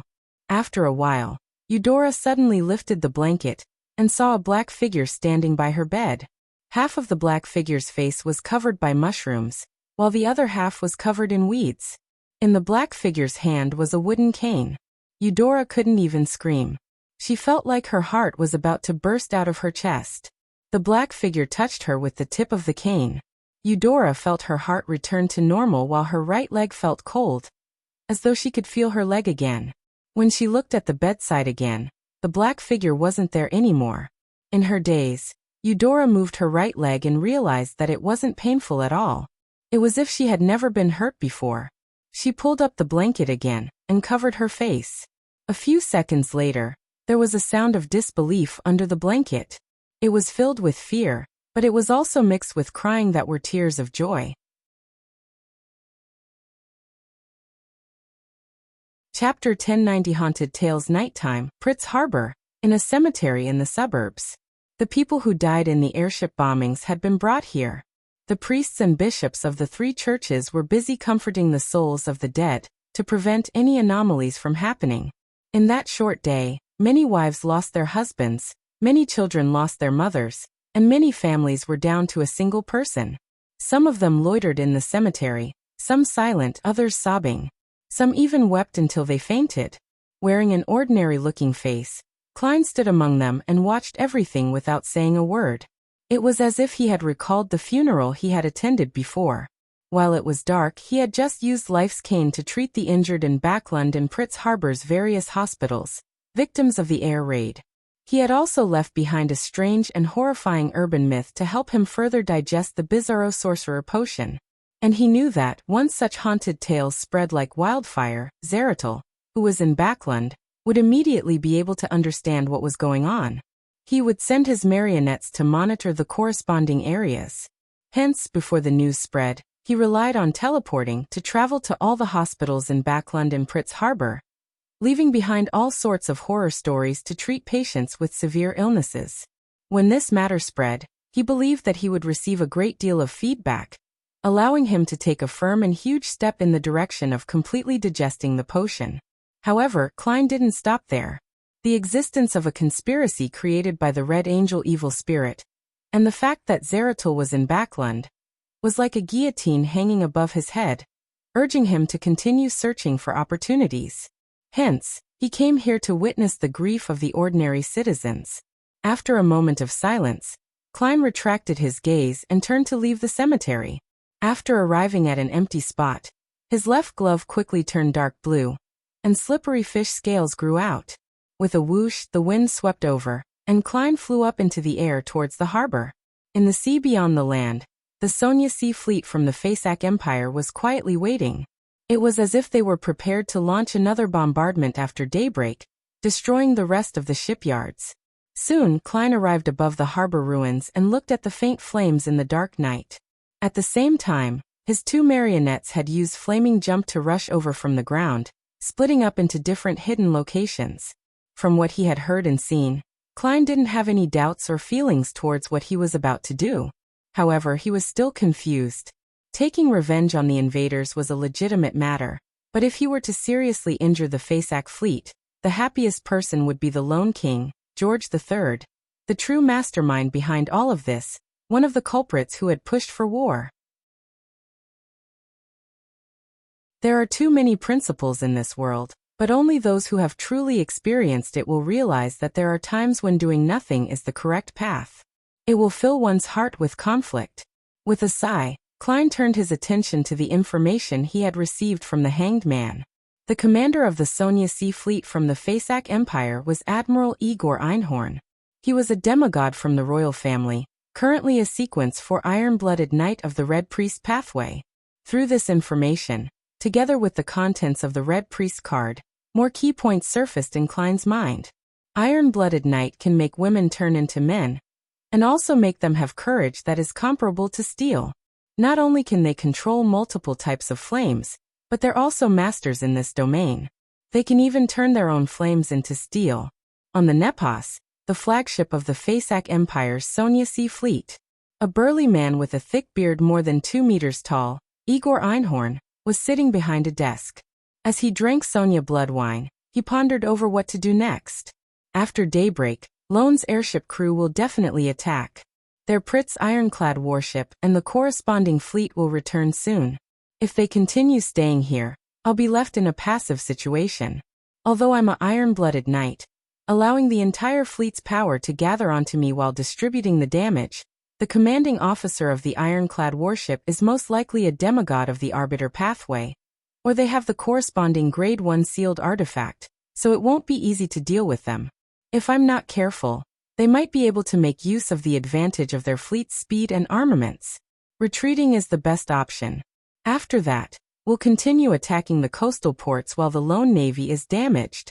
Haha, this war is indeed a good opportunity to digest potions. Unfortunately, I wasn't able to become a war bishop before this. Otherwise, I might have a chance to advance to the level of an angel after the war. Sigh, only a war bishop can truly unleash the strength of an army. It's not like how I am right now, only able to focus power on myself. In the midst of Igor Einham's thoughts, he planned on using the hidden connection between an iron-blooded knight and the soldiers that were under his command to inform his adjutant to pay him a visit, so that he could give the orders of performing a retreat overnight. Suddenly he looked up at the door. Thump! There was a knock on the door, and it instantly reverberated in the quiet room. An advance warning before an attack. This thought flashed across Igor's mind, and he became extremely tense. In a battle between demigods, setting up an environment, sudden attacks, and catching enemies by surprise was a good way to seize the initiative. It was a combination that could effectively defeat, or even kill an enemy of the same level. On the contrary, it was very difficult to accomplish it successfully. Therefore, giving an advance notice before an attack was either a warning without any follow-ups, or it meant that the attacker's level and strength far exceeded the target. As a senior iron-blooded knight, Igor instinctively considered the worst situation. He immediately woke up every sailor and soldier on the Nepos to establish a connection with him. At that moment, the noise sounded again. Boom. This time, the knocking sound on the door was comparable to the loud boom of a salvo. It made Igor feel like a bomb had exploded in his ears. Under his high-strung nerves, he carefully listened to the commotion. This wasn't much different from the roar of a cataclysmic interruption. In an instant, Igor's ears buzzed and he felt dizzy. He quickly spread out the damage and let every member of the Nepos hear a faint buzz. Then, Igor grabbed the fountain pen on the table and threw it at the door. This dark red fountain pen left afterimages along the way, like a cannonball that had been fired. To an iron-blooded knight, no matter how ordinary it was, it could become a terrifying murderous weapon through his augmentation. Boom. The door that was hit by the fountain pen cracked open, revealing the person in the corridor who had knocked on the door. It was a man in a black trench coat. His body was as thin as paper, and his face had no facial features. At that moment, the fountain pen had already exploded. The tiny fragments were like storms brought about by the sweeping of a machine gun. It embroiled the person who knocked on the door, tearing him into pieces of flesh and blood. Igor didn't relax. Instead, he stood up and looked around warily. He clearly knew that the person who had knocked on the door hadn't appeared. At this moment, the adjutant, whose bunk was diagonally across from him, opened the door and ran out. When he saw the flesh and blood on the ground, he said in surprise, "Admiral, what happened?" "There's an intruder." Before Igor could finish his sentence, his gaze suddenly froze on the adjutant. The adjutant retracted his gaze from the flesh and blood on the ground and slowly raised his head. There were no eyebrows, eyes, nose, or mouth on his face. It was the same as the person who had knocked just now, a featureless surface. Igor's heart palpitated, and his entire body ignited, transforming into flames that shot out in all directions. After the scarlet flames dispersed, they swept forward and surrounded the adjutant. The fire quickly spread, revealing the already charred adjutant. When the cold wind blew past, the adjutant collapsed into a pile of ashes. The flames didn't stop as they flew out of the room, one after another, forming a tall and burly Igor in midair. At that moment, he saw seagulls flying around him. All of them had a human head without any facial features, their heads bare.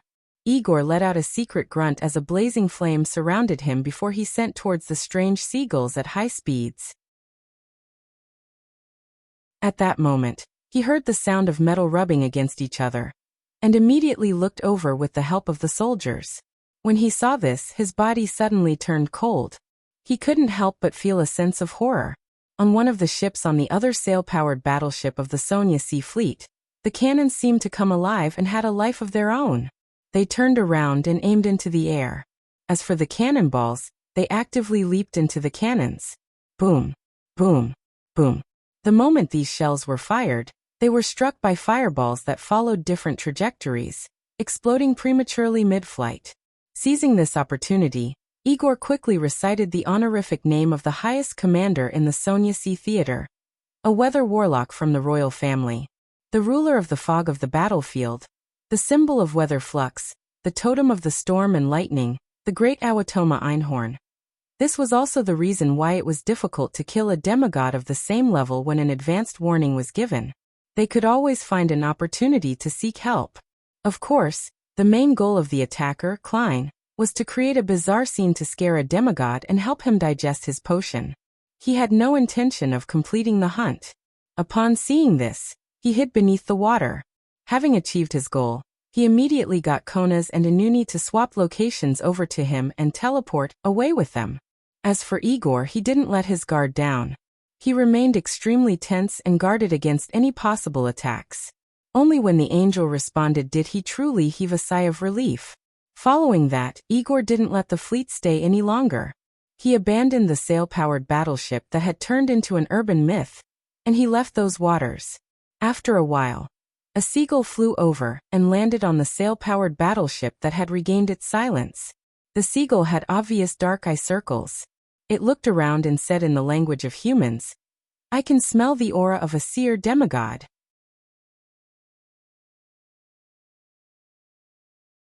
Chapter 1091. Asking himself. Backlund, East Borough, in a cramped rental apartment.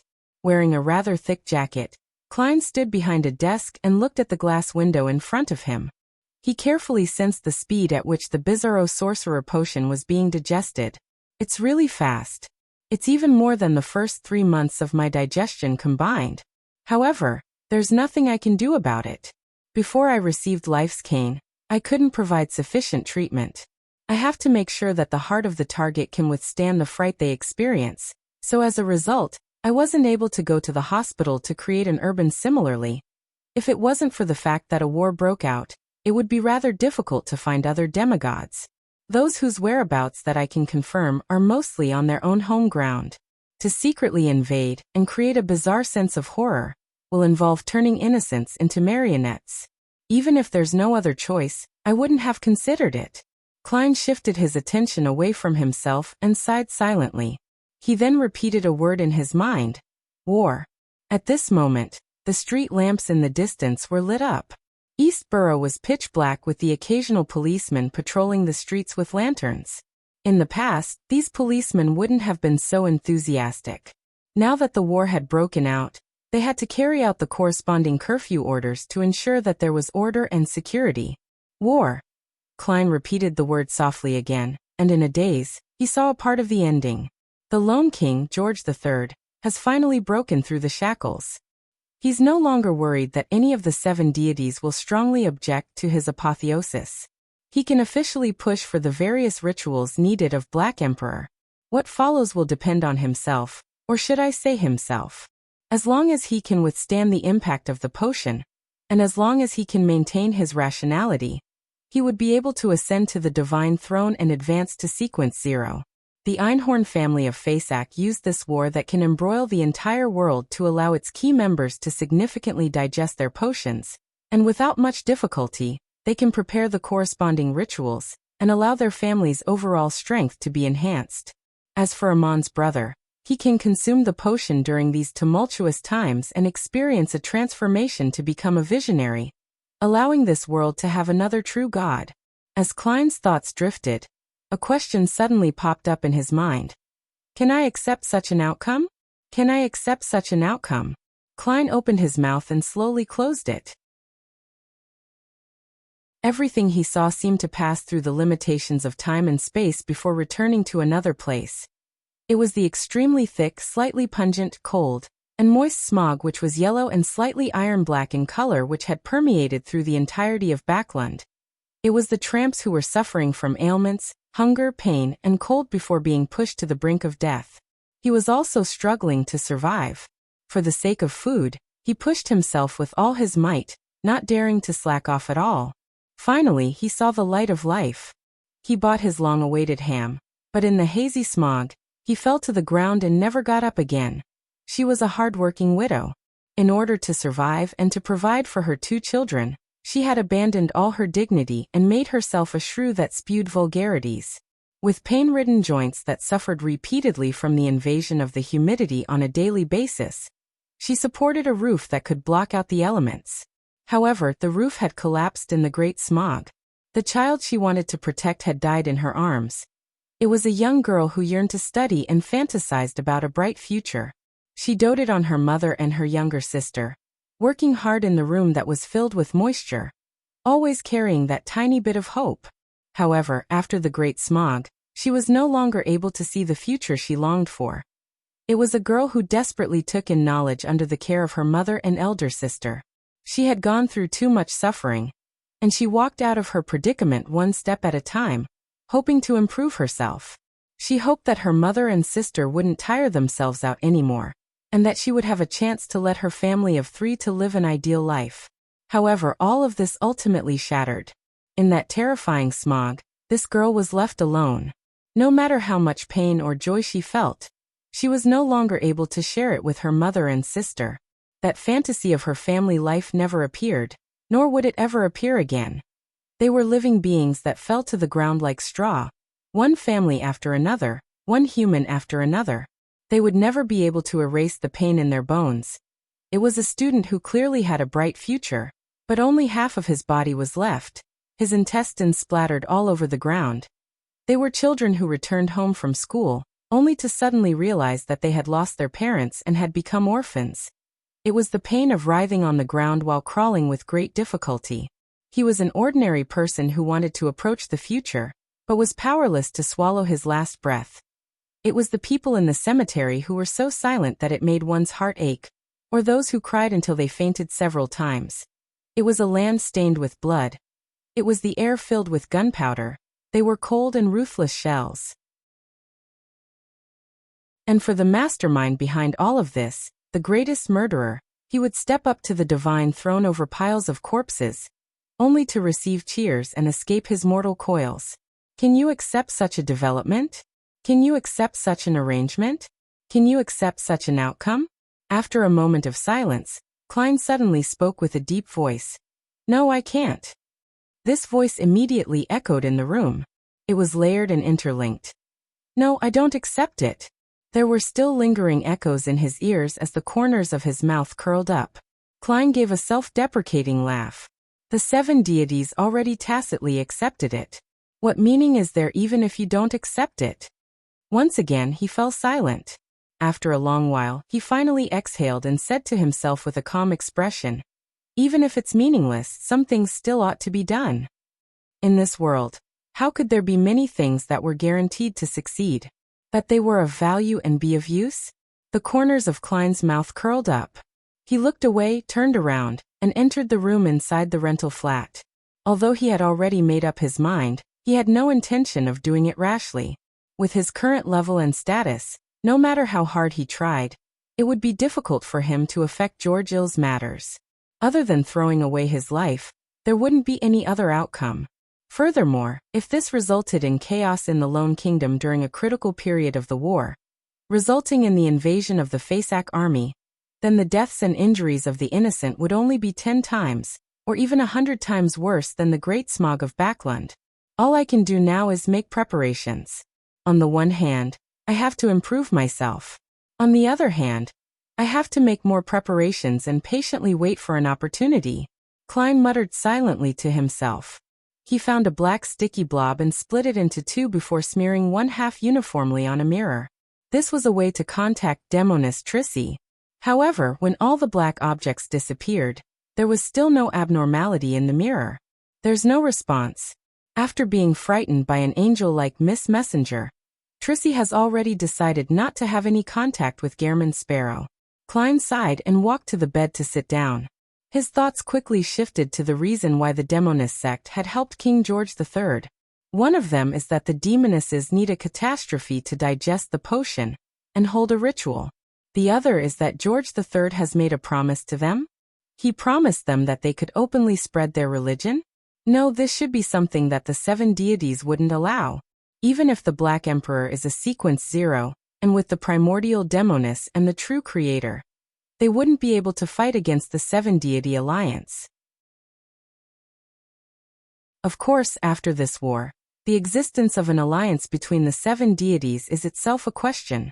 In that case, the seven deities that know that George III is working with the Demonist sect shouldn't let him become the Black Emperor. The promise is for something else? The Demonist pathway has a true god, and there are very few valuable items left outside. Similar pathways? Isn't that the Red Priest pathway? George III. No, Amon's brother doesn't only know of the secret mausoleum needed by the Black Emperor from Blood Emperor Listitutor, but he also obtained the angel-level Beyonder characteristics or Grade 0 sealed artifacts of the Red Priest pathway. With the condition that having a sequence 0 means no sequence 1, this is probably the greatest hope for the upper echelons of the Demonist sect to advance further. Yes, the primordial Demonists should also be very interested. This can explain why the Demonist sect is providing help. The Red Angel Evil Spirit is searching for Saintess of White Katarina, and it doesn't seem to be as simple as he said. No, he didn't say anything else besides using common knowledge and reactions to guide me into thinking that way. Klein's train of thought gradually became clear. He decided to use Saintess of White Katarina as a breakthrough point, making her his next target. However, before that, he had to listen to what Queen Mystic had predicted. He wanted to know what she was planning to do in Backlund from her mouth. Only by understanding the situation could he find and seize the opportunity. The next morning, the hermit Catlia conveyed the words of Queen Mystic Bernadette. Today between 12 to 12:30 p.m. at Srenzo Restaurant, Golden Theater. It was the name of a private room. When Klein arrived at 11:55 a.m., he used an illusion to deceive the waiter, and he walked all the way to the room and waited patiently. After a while, he took out his golden pocket watch and opened it. With that, he put away his pocket watch and counted down to 10 silently. Then he raised his hand and knocked on the door of the Golden Theater. At that moment, his marionette, Konas, was sitting on a bench across the restaurant and reading the newspapers leisurely. Anuni was with a group of students, giving off a flyer that promoted the evilness of Faceac. Of course, the three of them would switch positions from time to time, making it impossible for anyone to make an accurate judgment. Come in. Bernadette's voice came from the room. Very impressive. I didn't notice anyone inside, nor did I notice anyone entering. Well, it's also because I didn't activate my spirit body thread's vision. Klein mumbled to himself before turning the doorknob and pushing the door open. The first thing he saw was large swaths of gold before noticing the chestnut-haired woman sitting at the head of the table. You're tuning in to the Lime's Wuxia Whispers YouTube channel. We're so grateful for your support, and don't forget to subscribe to join us on this incredible journey through captivating stories. Your generosity through donations truly makes a world of difference, as it's the primary source of revenue that allows me to expand and enhance this channel for you. Thank you from the bottom of my heart for being a part of this adventure.